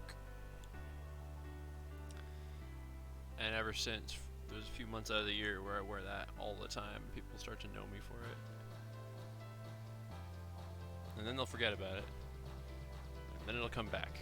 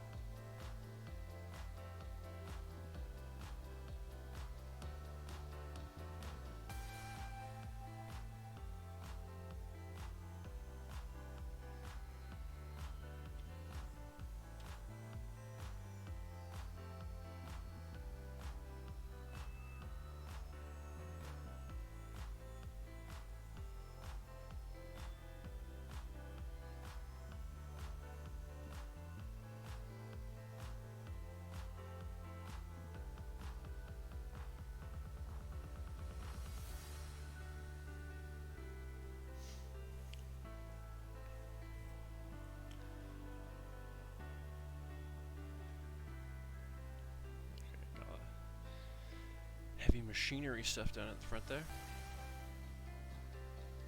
Yeah, I remember that, actually, that Jeremy story, yeah.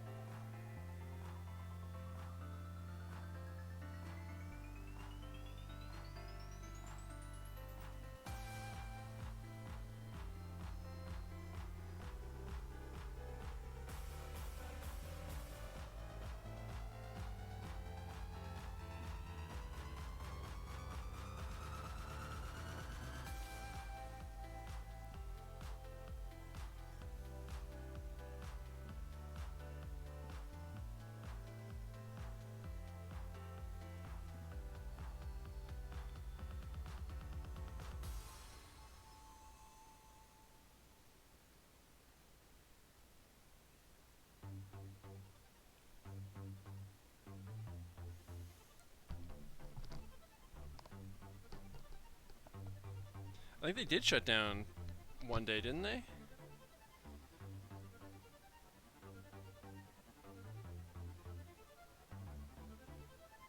I remember there was one year we got kind of bad-ish snow.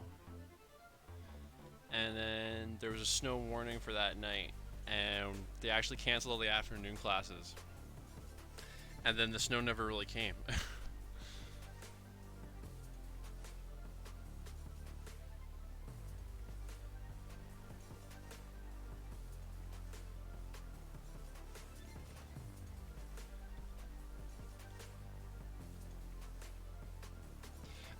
I could be wrong about it happening that year, Chantel, but we definitely have closed the campus for snow before.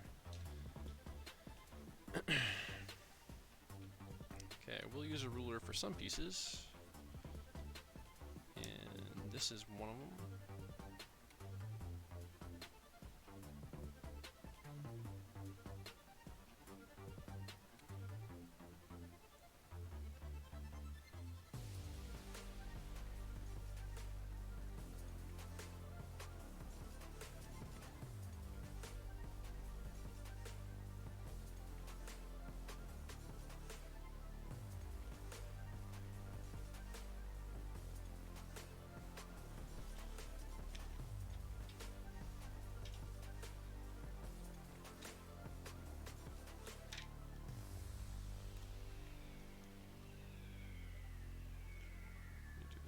one edge of the...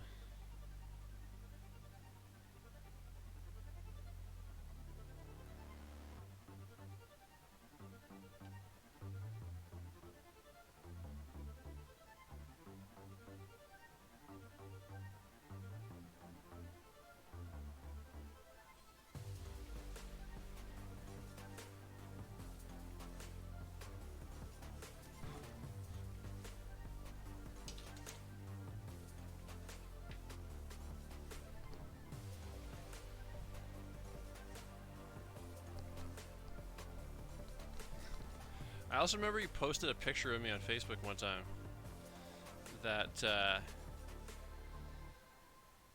you took of me crossing the street in the snow. That I had no idea you had taken, so it freaked me out a little bit at first.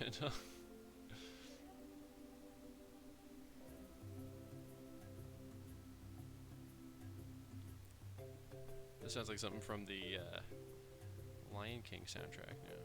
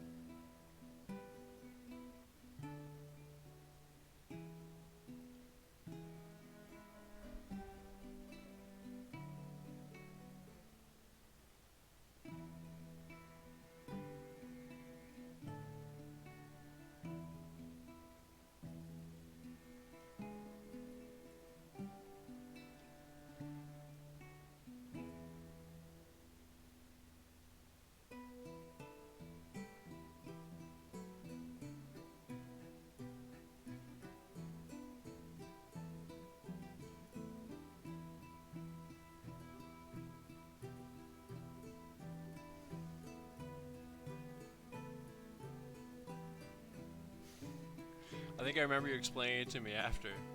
But you tagged me in it, I remember, because I was like, what the? And it was like a year later.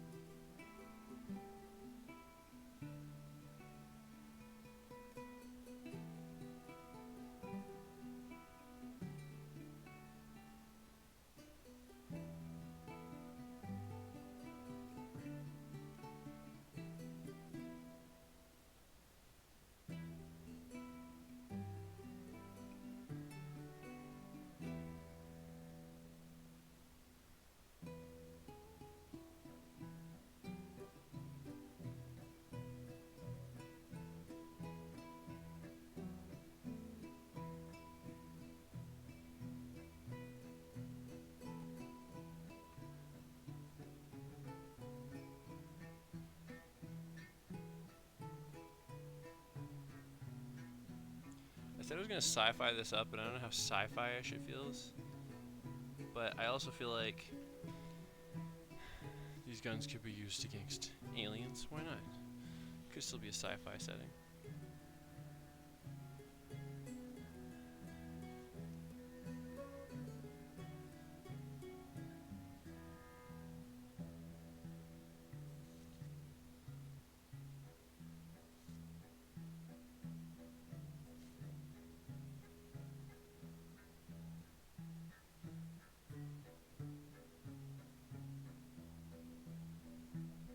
Sorry if I'm blocking the picture, the camera again there. I feel like I was.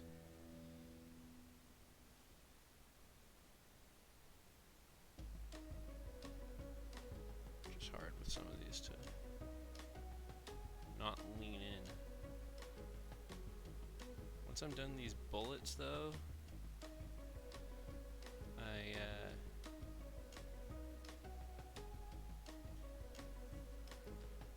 mostly broader shapes left, so I think I'll start going a bit quicker. Still probably gonna break 3 hours though at this point.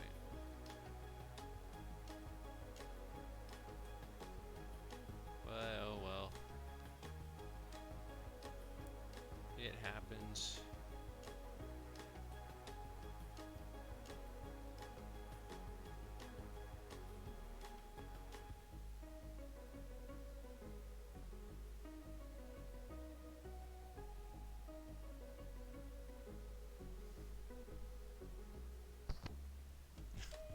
Very true.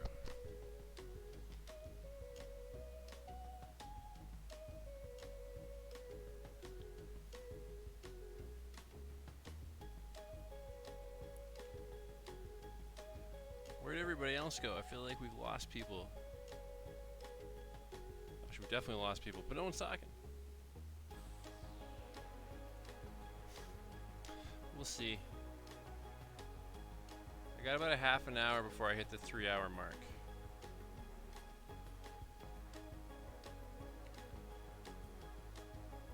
And I feel like I might get the line work done before then. But the spot blacks might take me over. That's what I'm thinking.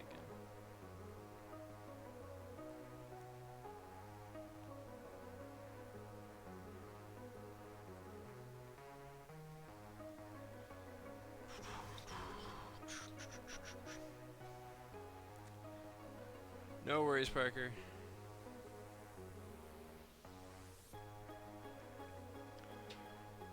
I suppose I'll allow the education.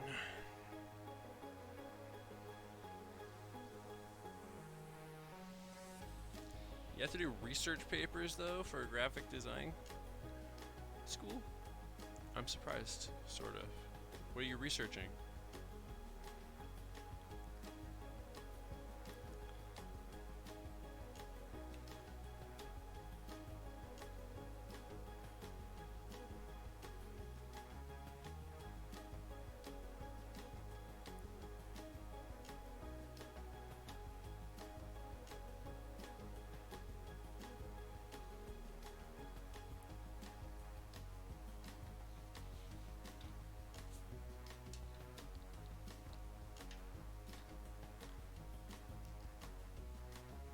I see what you did there. Well, I mean, I get the purpose of research as part of what you're doing for graphic design, but as far as like doing a research paper on it, though, that's the part that surprised me a bit.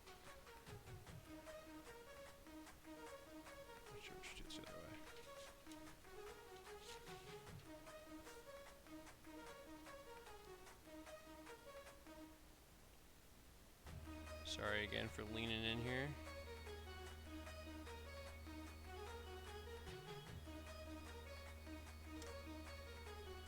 Nothing like that moment you realize you forgot to put on deodorant, hey guys? When you smell yourself. At least I'm not out in public, that's the worst. Where you're like, oh god, I'm that guy today.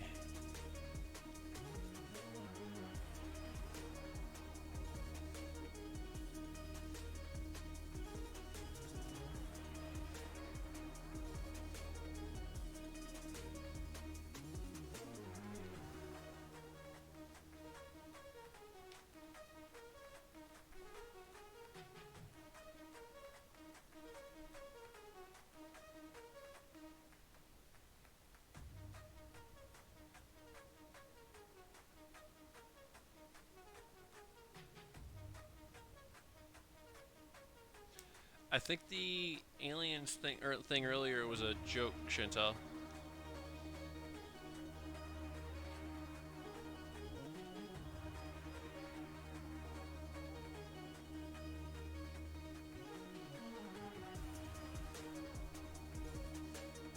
Or although maybe I missed something and I'm referring to the wrong thing. I don't know.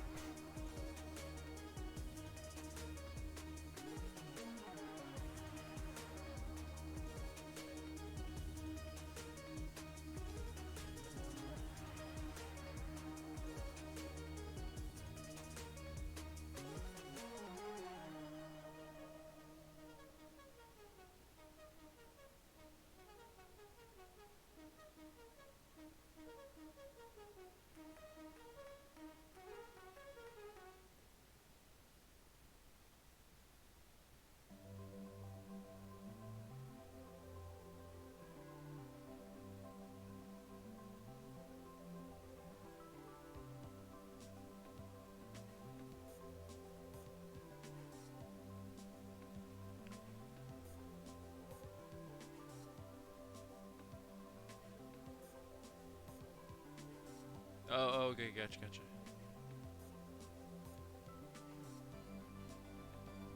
So you need to actually like turn in your research. In other words, you can't just like do it and then. Gotcha.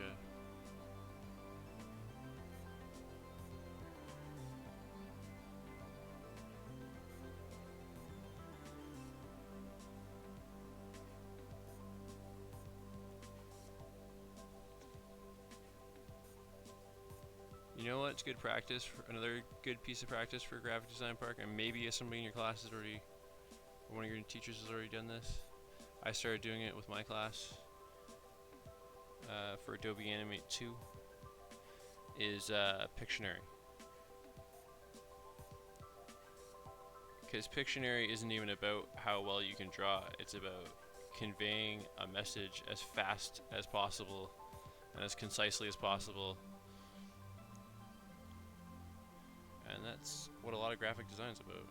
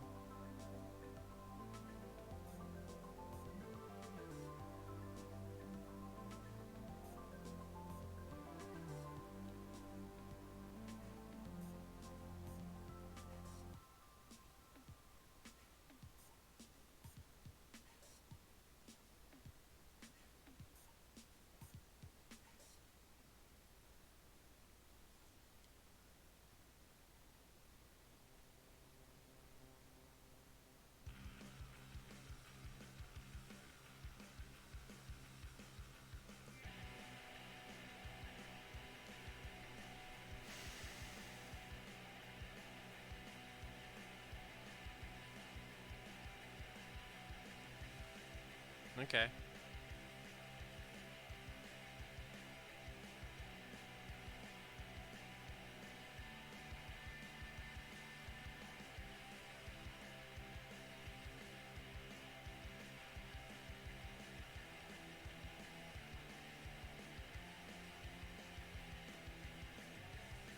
Yeah. Oh, some journalists do that.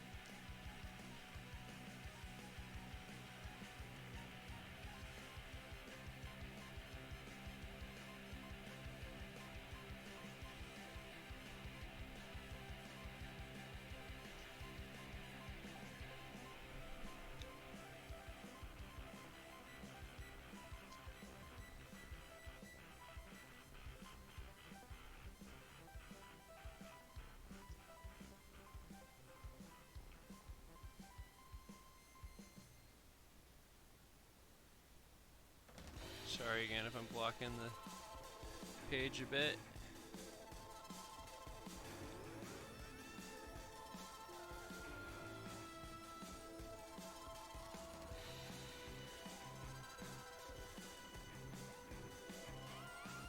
I am glad I went for the bigger paper for this.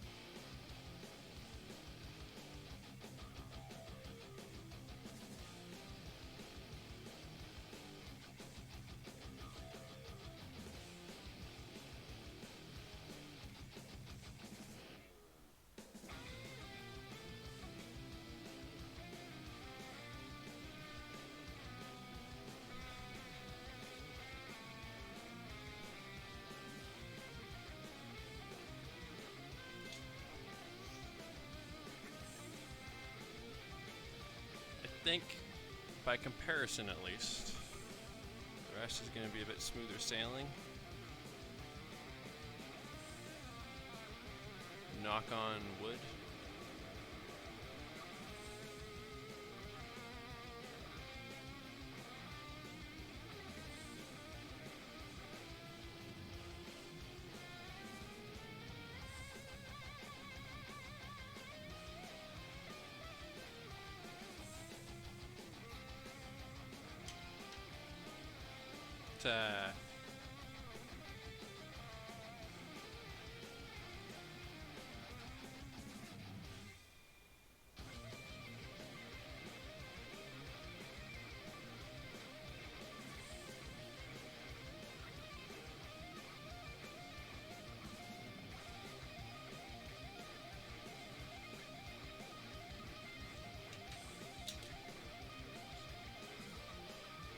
Just my ruler.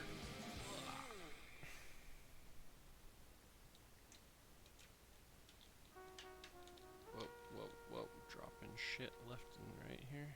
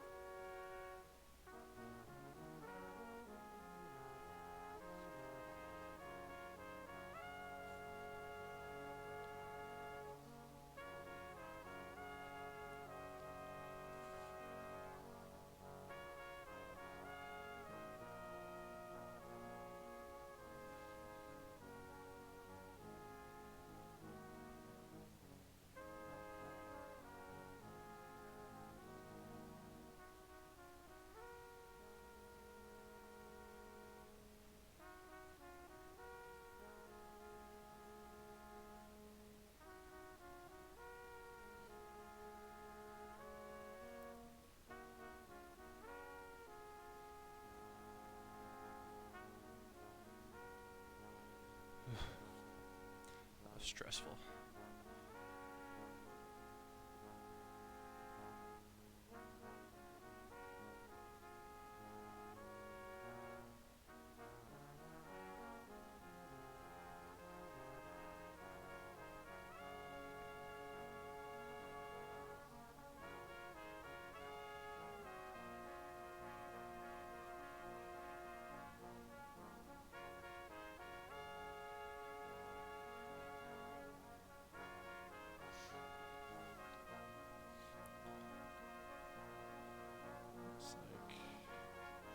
Kind of Chuck Mangione type bullshit we're listening to. Not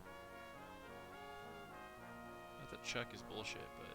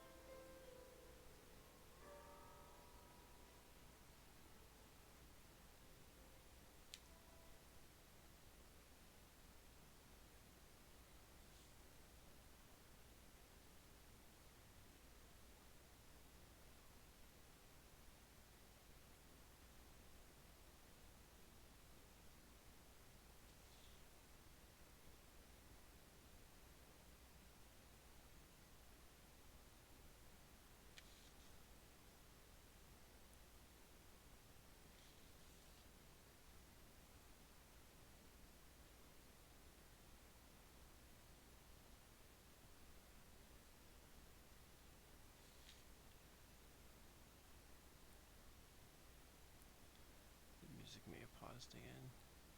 Annoying that I still haven't escaped this whole pausing music thing. Give me 1 sec, guys, and I'll fix that.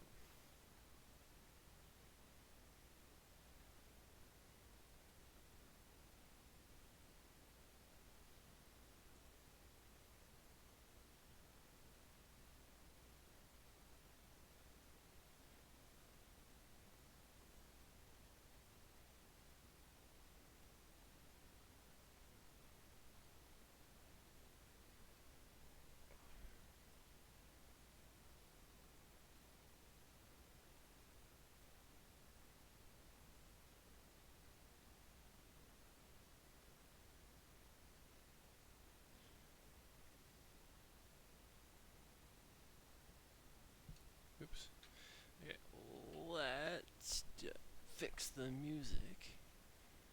You just notice how dark the camera looks. It doesn't normally look that dark. Or sometimes it does, I guess. It's not like the norm.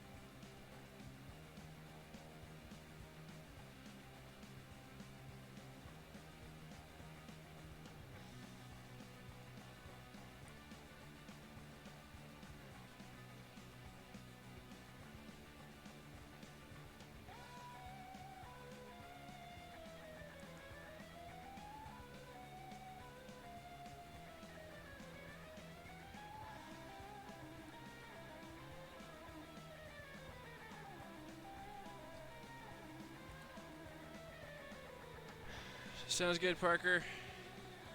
Thanks for coming by. Good luck with your research and all that.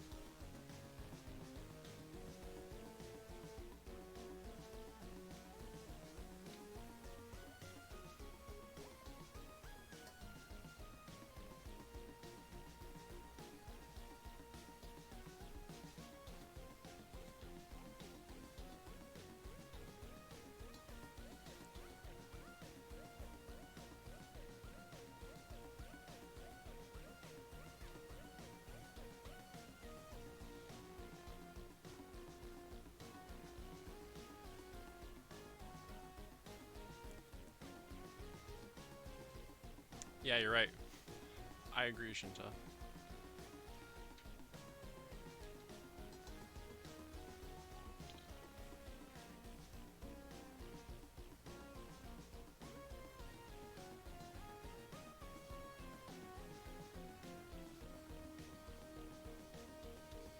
This one actually made me think of a side-scrolling game. It sounds like something here in Sonic the Hedgehog or something.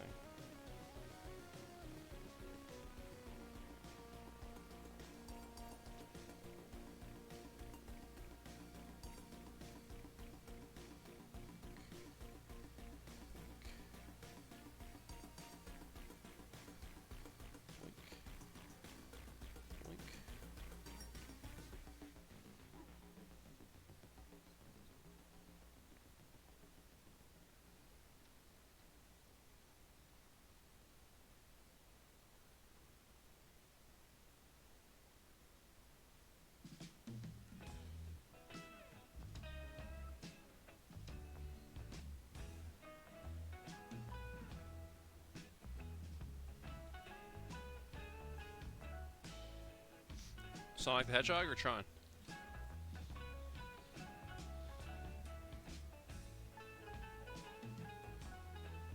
That was directed at Billy, by the way. If that wasn't obvious.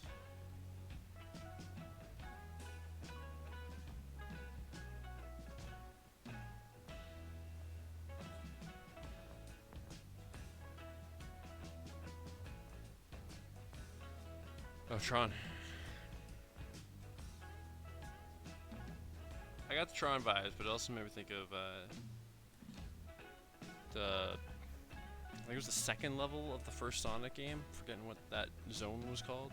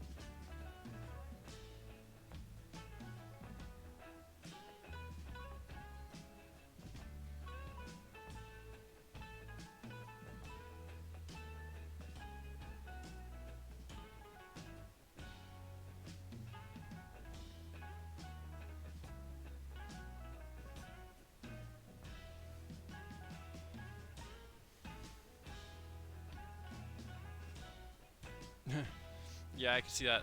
Very taxi-ish kind of music.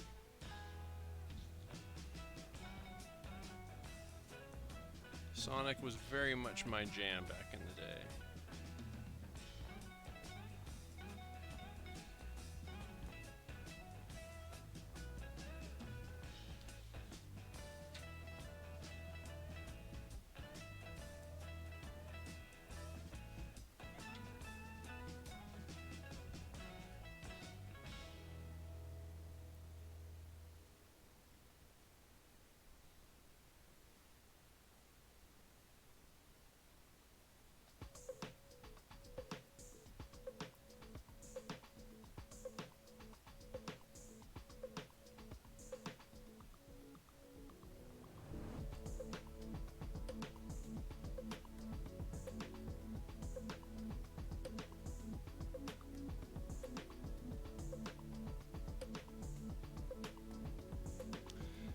My parents were very into country as well.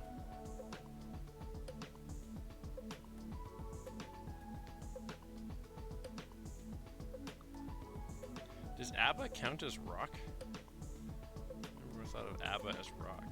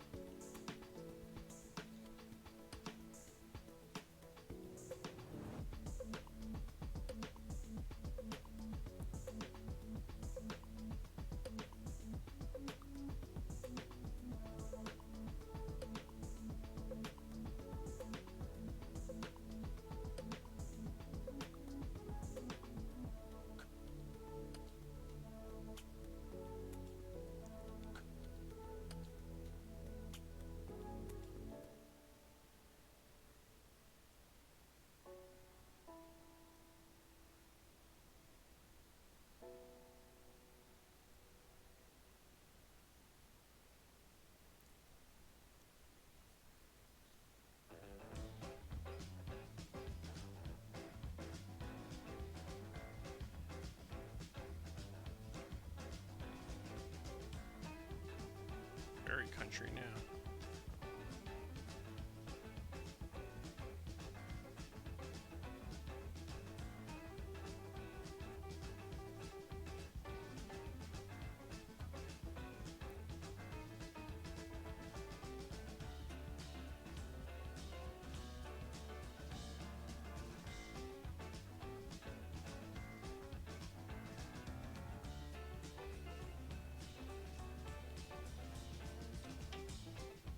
See that?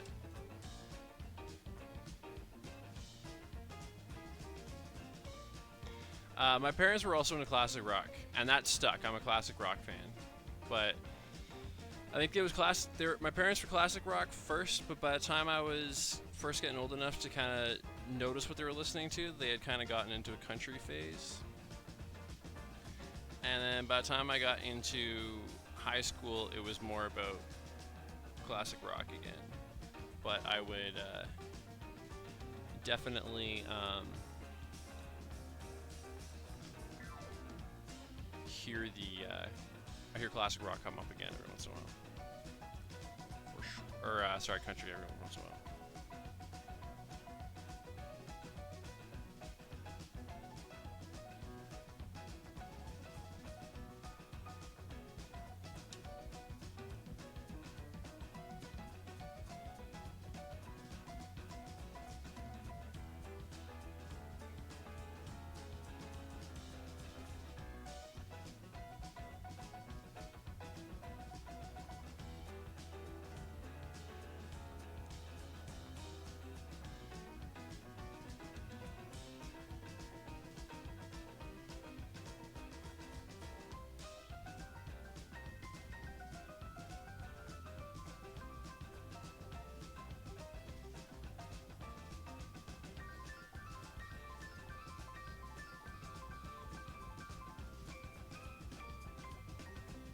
Yeah, I never really got too into country either, including Garth.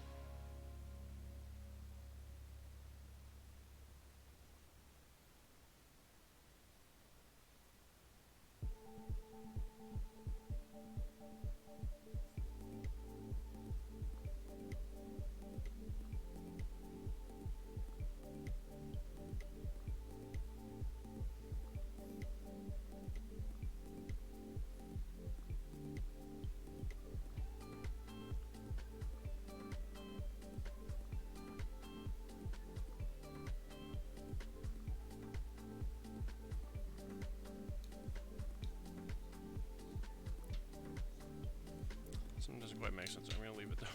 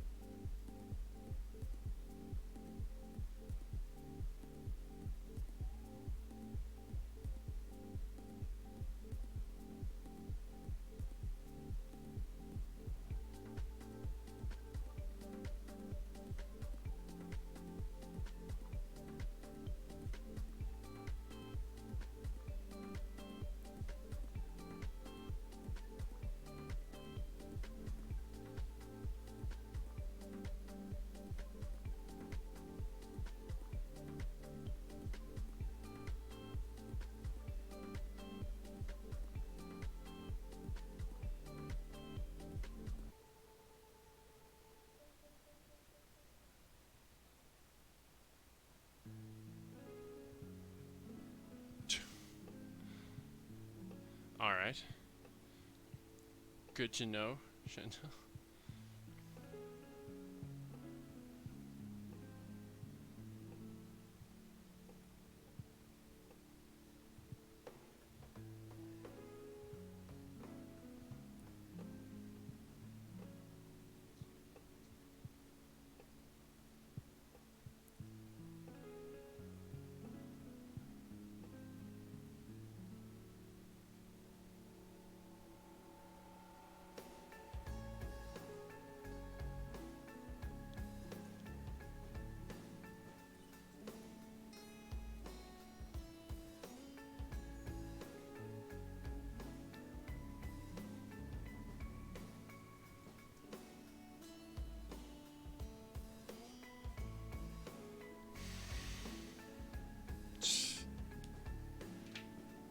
Fair enough. Okay, we're almost done, but I got all these spot blacks to deal with first. So let's see what we can do about them in a timely manner. And I'm probably blocking the picture quite a bit here. Sorry about that.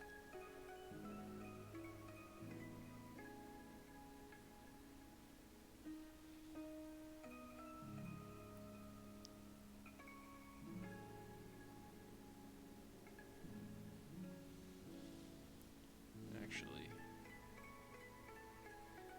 no, I'm gonna do this a little different.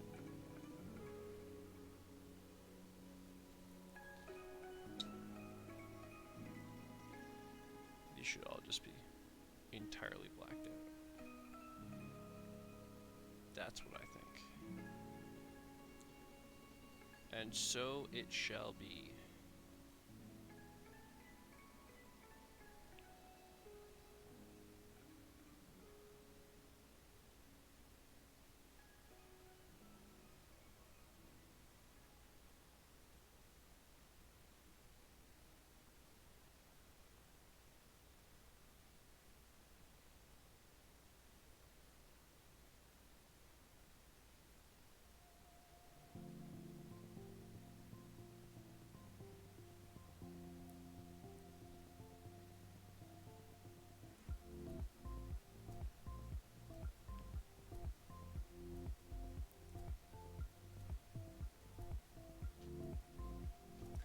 It was original, but inspired by a lot of things.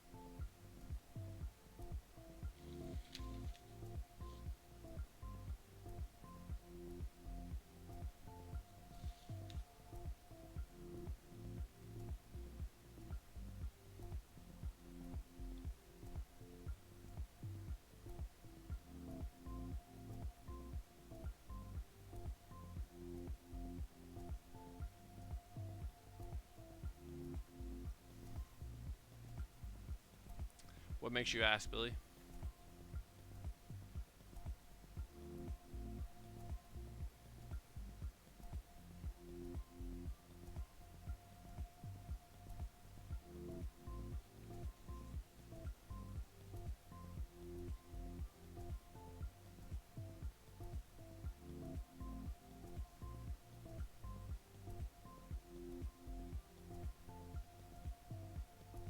Well, actually, I guess I should clarify. The story is original, but there was like a short film that the writer director made, and released. And I think it was I think Jude Law actually saw it and said, "I want to make a movie, a full-length movie out of this." So I guess technically it is based on that short, but that short was an original idea, and it was the creator of that short that made it into a movie.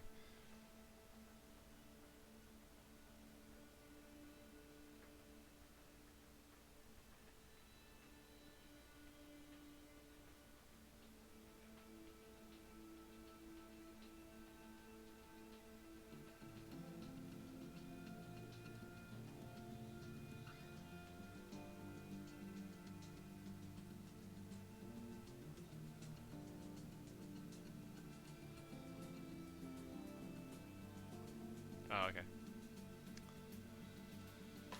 Been wanting to rewatch Sky Captain. I think it's a super fun movie.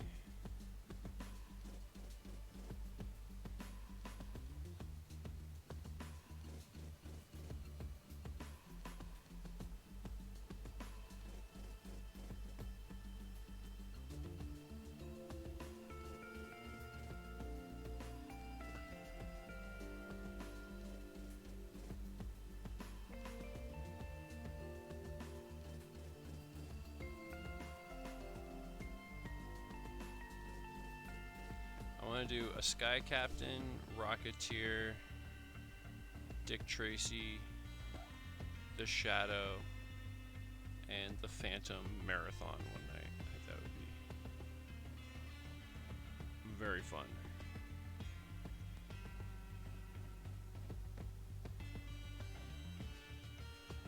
I also one day want to actually read the Rocketeer comic book.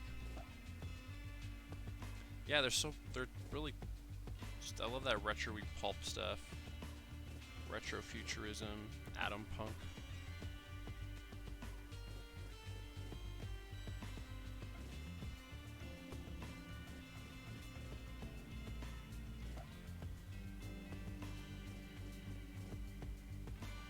Yeah, Rocketeer was based on a comic book though. That was, and I haven't read the comic. Apparently, the comic is a lot more adult oriented, and his girlfriend in it is actually supposed to be Betty Page, the pinup model, like real world pinup model from the 30s and whatnot.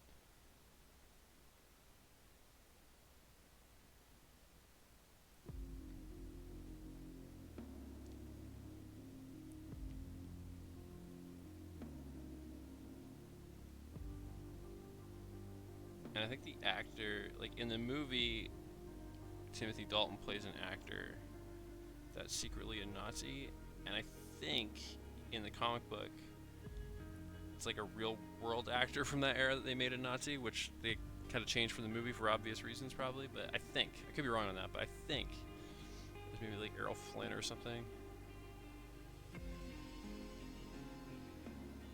But I don't know how closely any of the plot details are.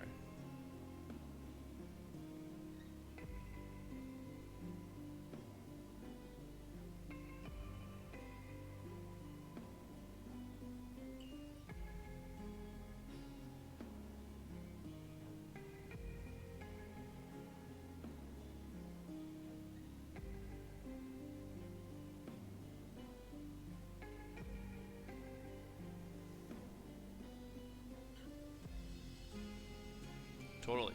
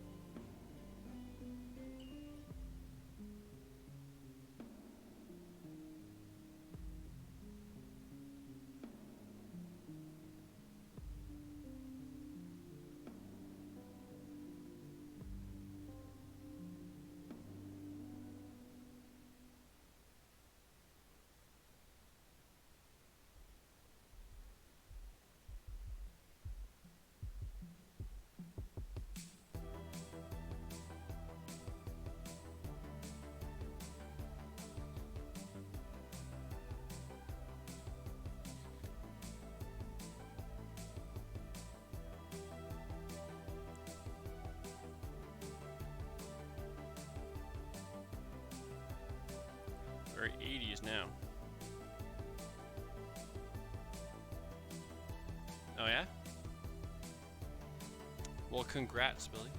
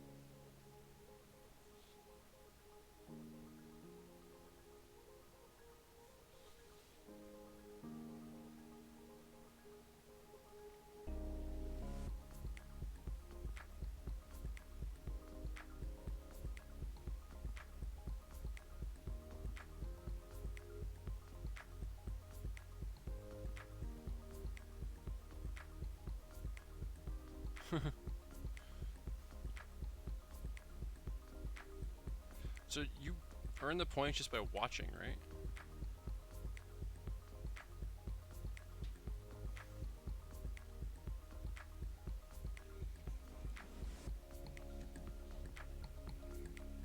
Or you get more for chatting, I think, as well. Like you told me.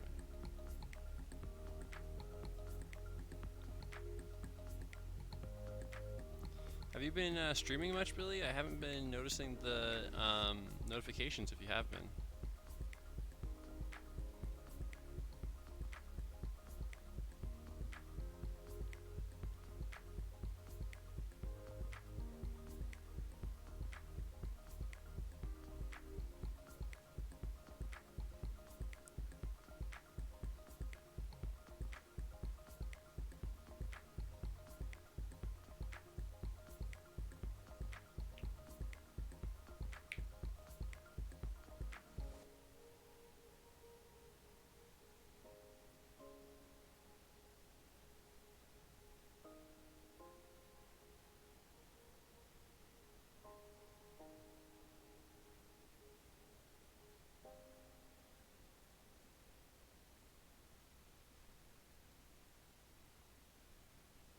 Oh shit, I'm sorry, dude.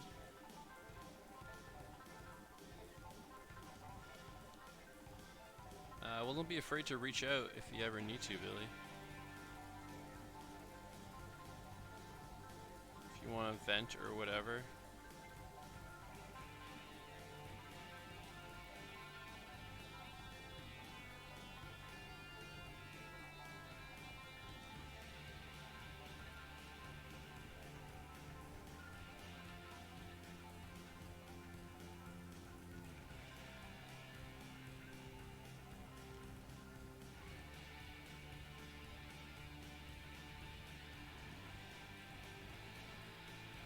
Wasn't that far off the mark with the line work, saying that would take me past 3 hours, but I would still have the spot blacks. But so far, just outlining the spot blacks has taken a lot longer than I was expecting.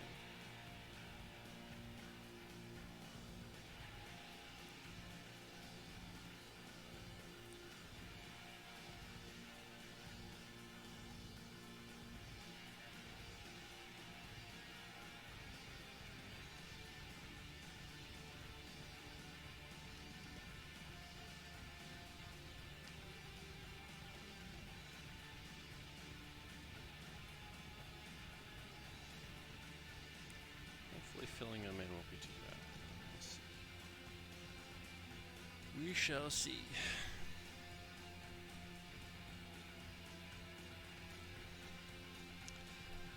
That makes sense.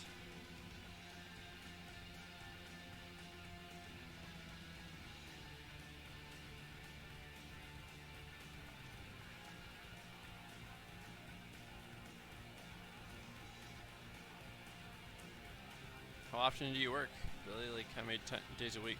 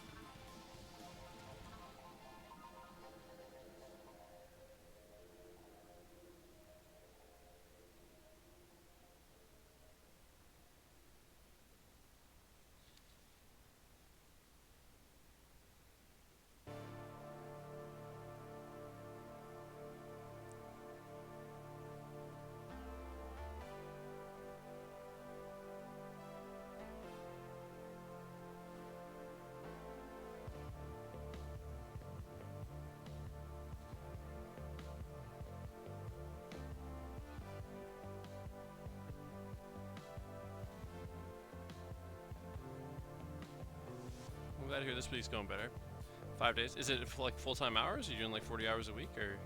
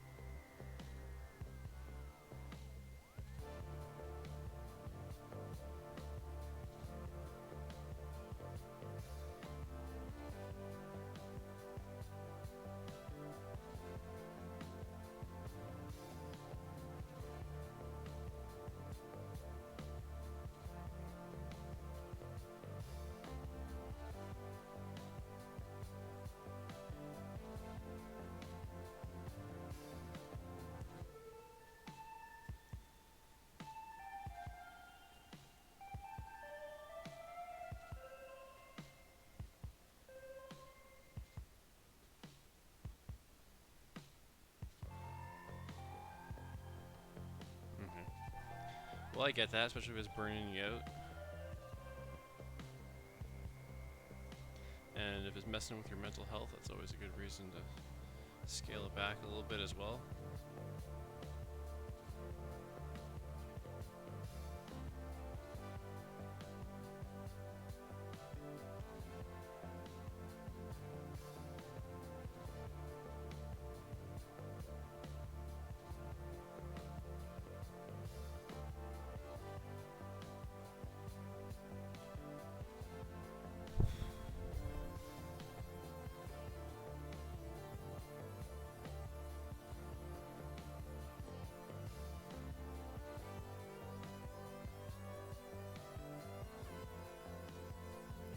Totally.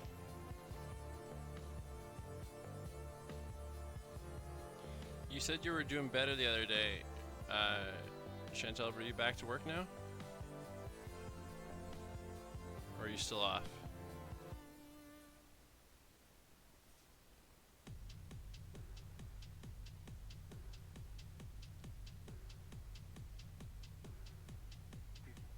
Okay.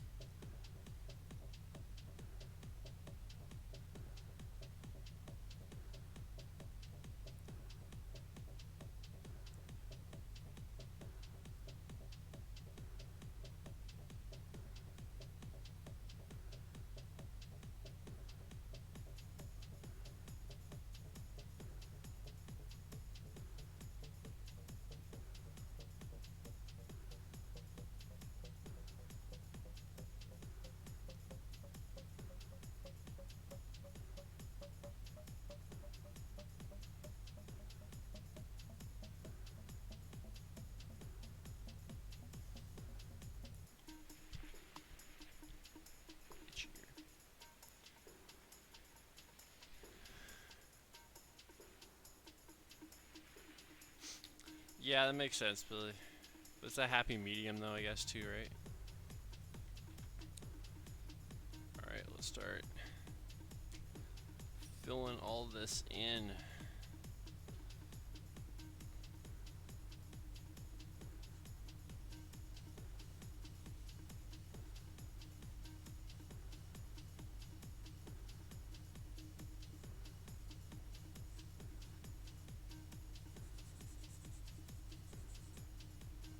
When I did the wrestler last week, and it was a short one,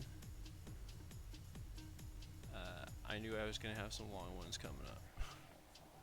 And actually, this week I thought we're gonna be somewhere in the middle. Black Sad was a little bit on the slow side because I had to fill in so many black areas. This one I wasn't originally sure if I was gonna include the plane or not, and if I hadn't, it would have been a quick one probably.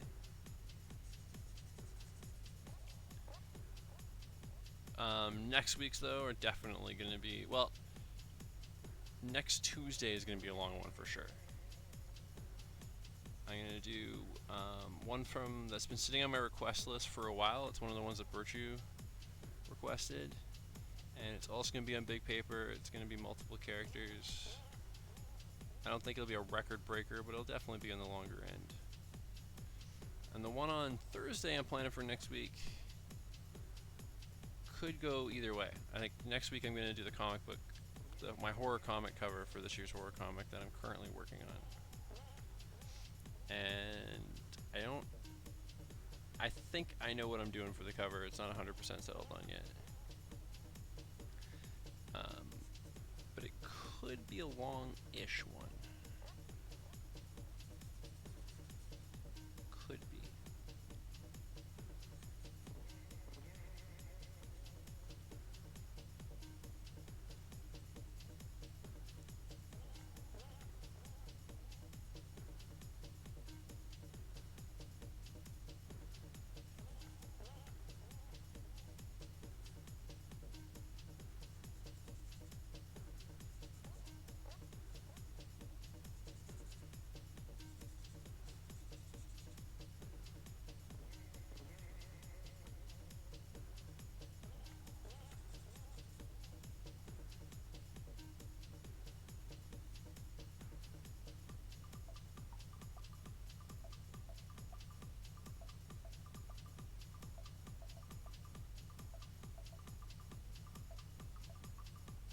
Thank you, Billy.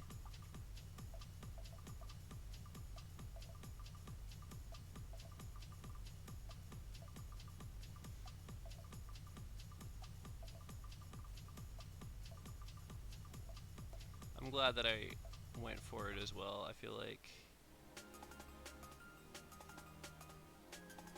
if this was a character I was using in something, then maybe a hero shot of just her without the plane would be okay. But like if I'm gonna draw a pilot character just once for the sake of the design, to not include the plane seems kind of foolish, I think.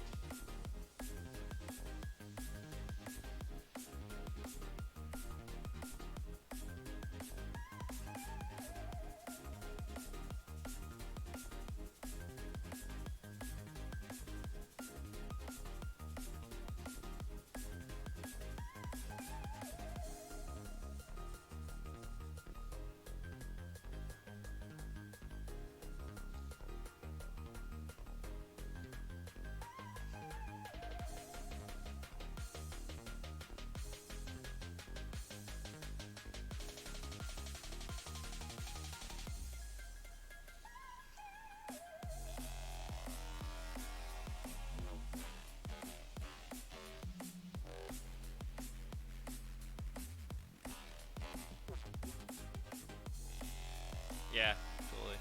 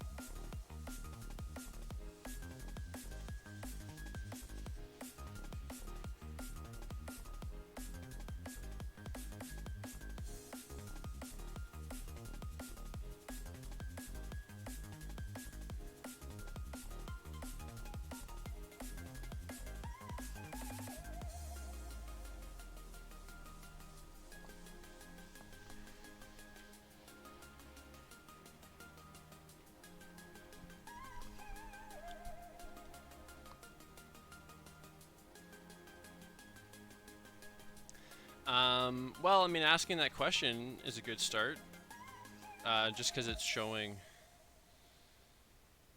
some initiative and some, uh, some. Just asking a question in general is kind of an extroverted thing, right?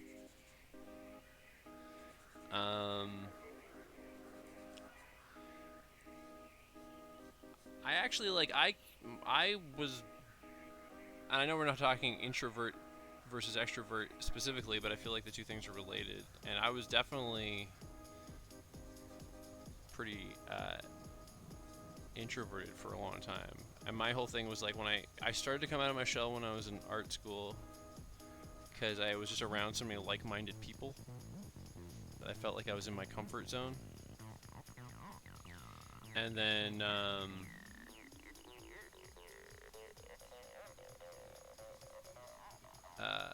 then confidence took a little bit of a hit as I would struggle to find steady work here and there over the years and stuff. And when I was in my element, I would always feel a bit more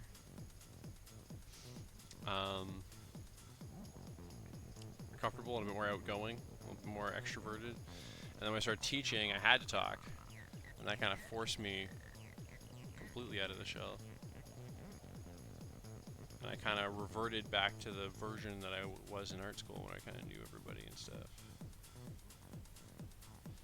So I guess like finding that comfort zone can help, like, I mean, joining a D&D group or something like that, or attending some of the community events along those lines, or whatever you're into, D&D gaming nights or whatever, if there are such things. Well, D&D obviously there is, but I don't know. And that might just keep you in that comfort zone. If you're like me, I don't know if it is, but then that might just, because I realize communication skills can be a separate thing altogether, but I feel like the more confident you are in your just like talking in general, your communication kind of improves. I don't know. I'm just throwing it out there though. I've never really given it that much thought. Practice is always a thing with the communication. Yeah, that's a thing that I could see. I don't mean that because of you specifically, Billy, but I could see how, like, if you feel like you were maybe a little too reserved or whatever in the thing, how that could impact, I suppose. But I mean, Chantel's right to say practice, I think, for sure. But yeah, I think getting a bit out of your comfort zone in that maybe if you're around strangers a bit more often, but in your comfort zone in that it's an environment that you would enjoy and feel comfortable in, you know? Like if it was like a D&D night at a comic book store or something like that, you know you're around a lot of like-minded people sharing interests and stuff. So that might help. Chantel's comment, I think, for sure.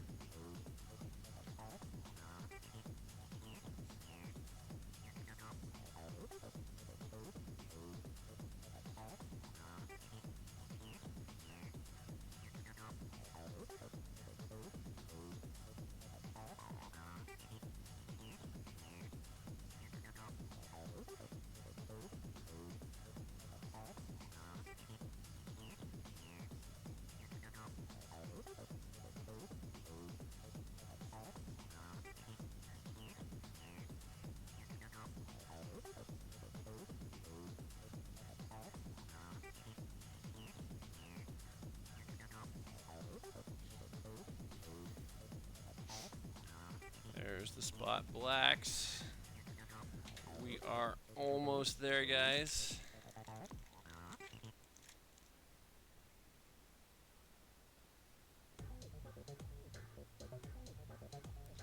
Yeah, that's the thing. Don't be afraid to. Usually, a lot of what. Well, I don't know if this applies to everybody. Definitely doesn't apply to, like, racist idiots and stuff. But if you're a good guy, and you are a good guy, Billy, then you have worthwhile things to say, and and just try to be confident and do. And it's easier said than done, obviously. But that's the thing. Don't be afraid to say something dumb once in a while. If you don't know something that other people do, that's okay.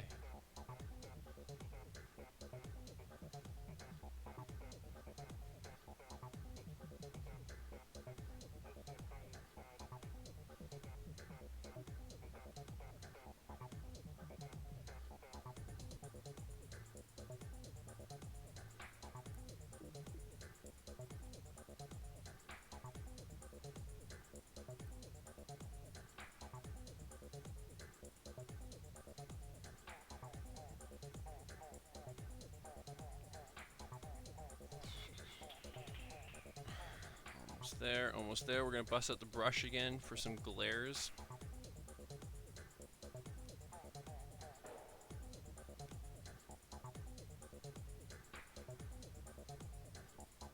Ideas to do what? Like just putting yourself out there more, or like in terms of like saying stuff, or doing like D&D type things, like I was saying.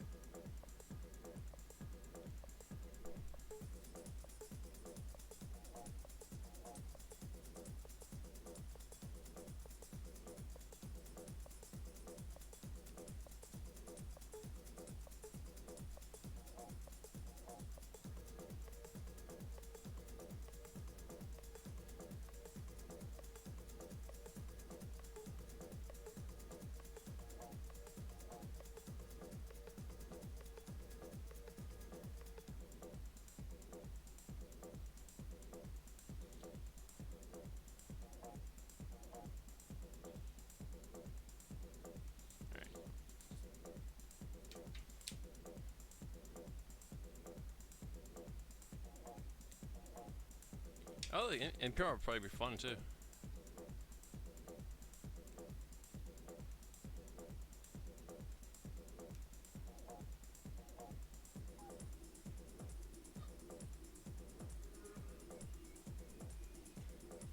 Okay, so one last round of glares.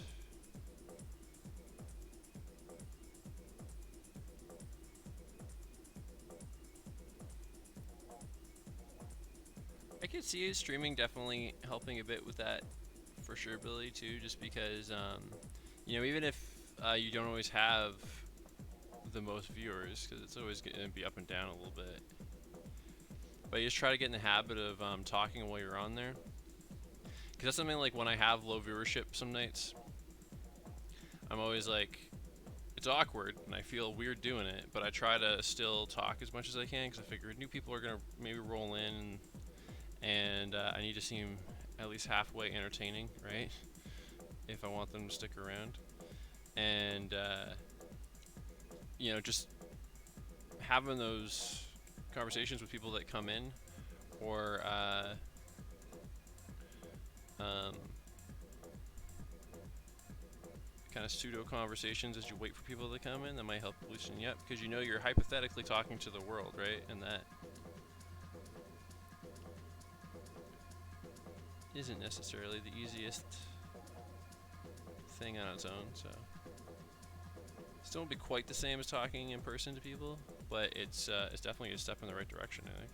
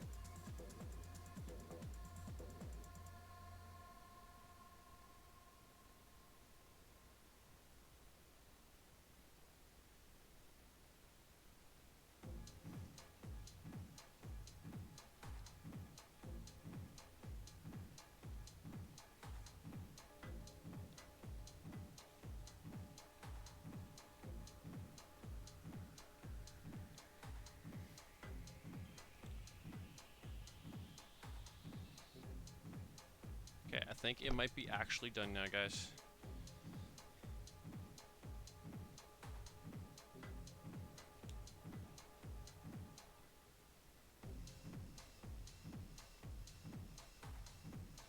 It makes sense because you're whether you wanted to be or not, you're apart from everybody, right? And I think a lot of people have gone through that probably as well.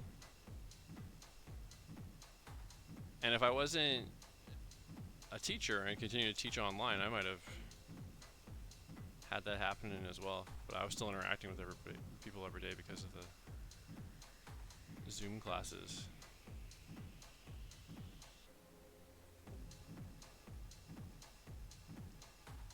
Some quick scribble shadows here.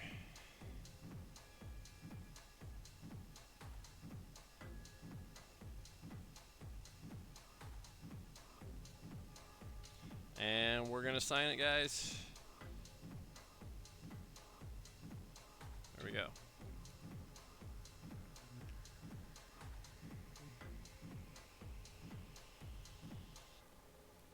What would you do, Chantel? Would you draw or like digital painting stuff, or would you game?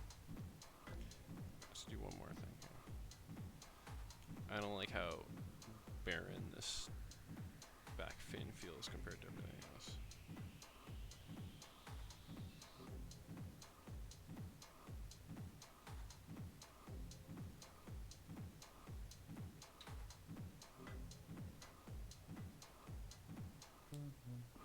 Oh, that's lame.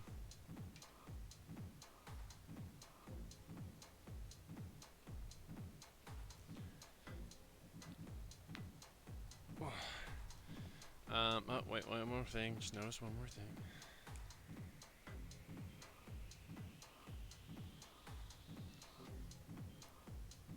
Okay, now I'm done.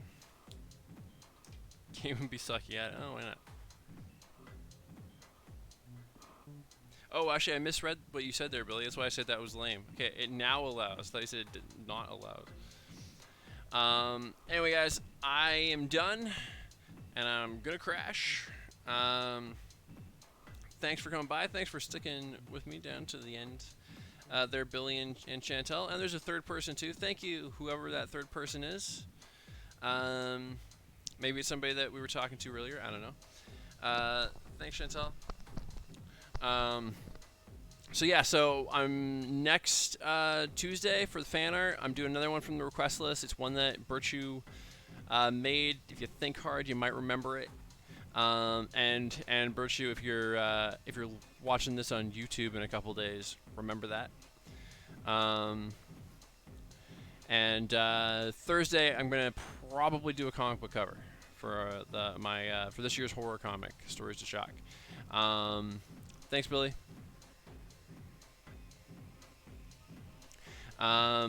And feel free to keep this conversation going, Billy, and don't be afraid to reach out anytime you want.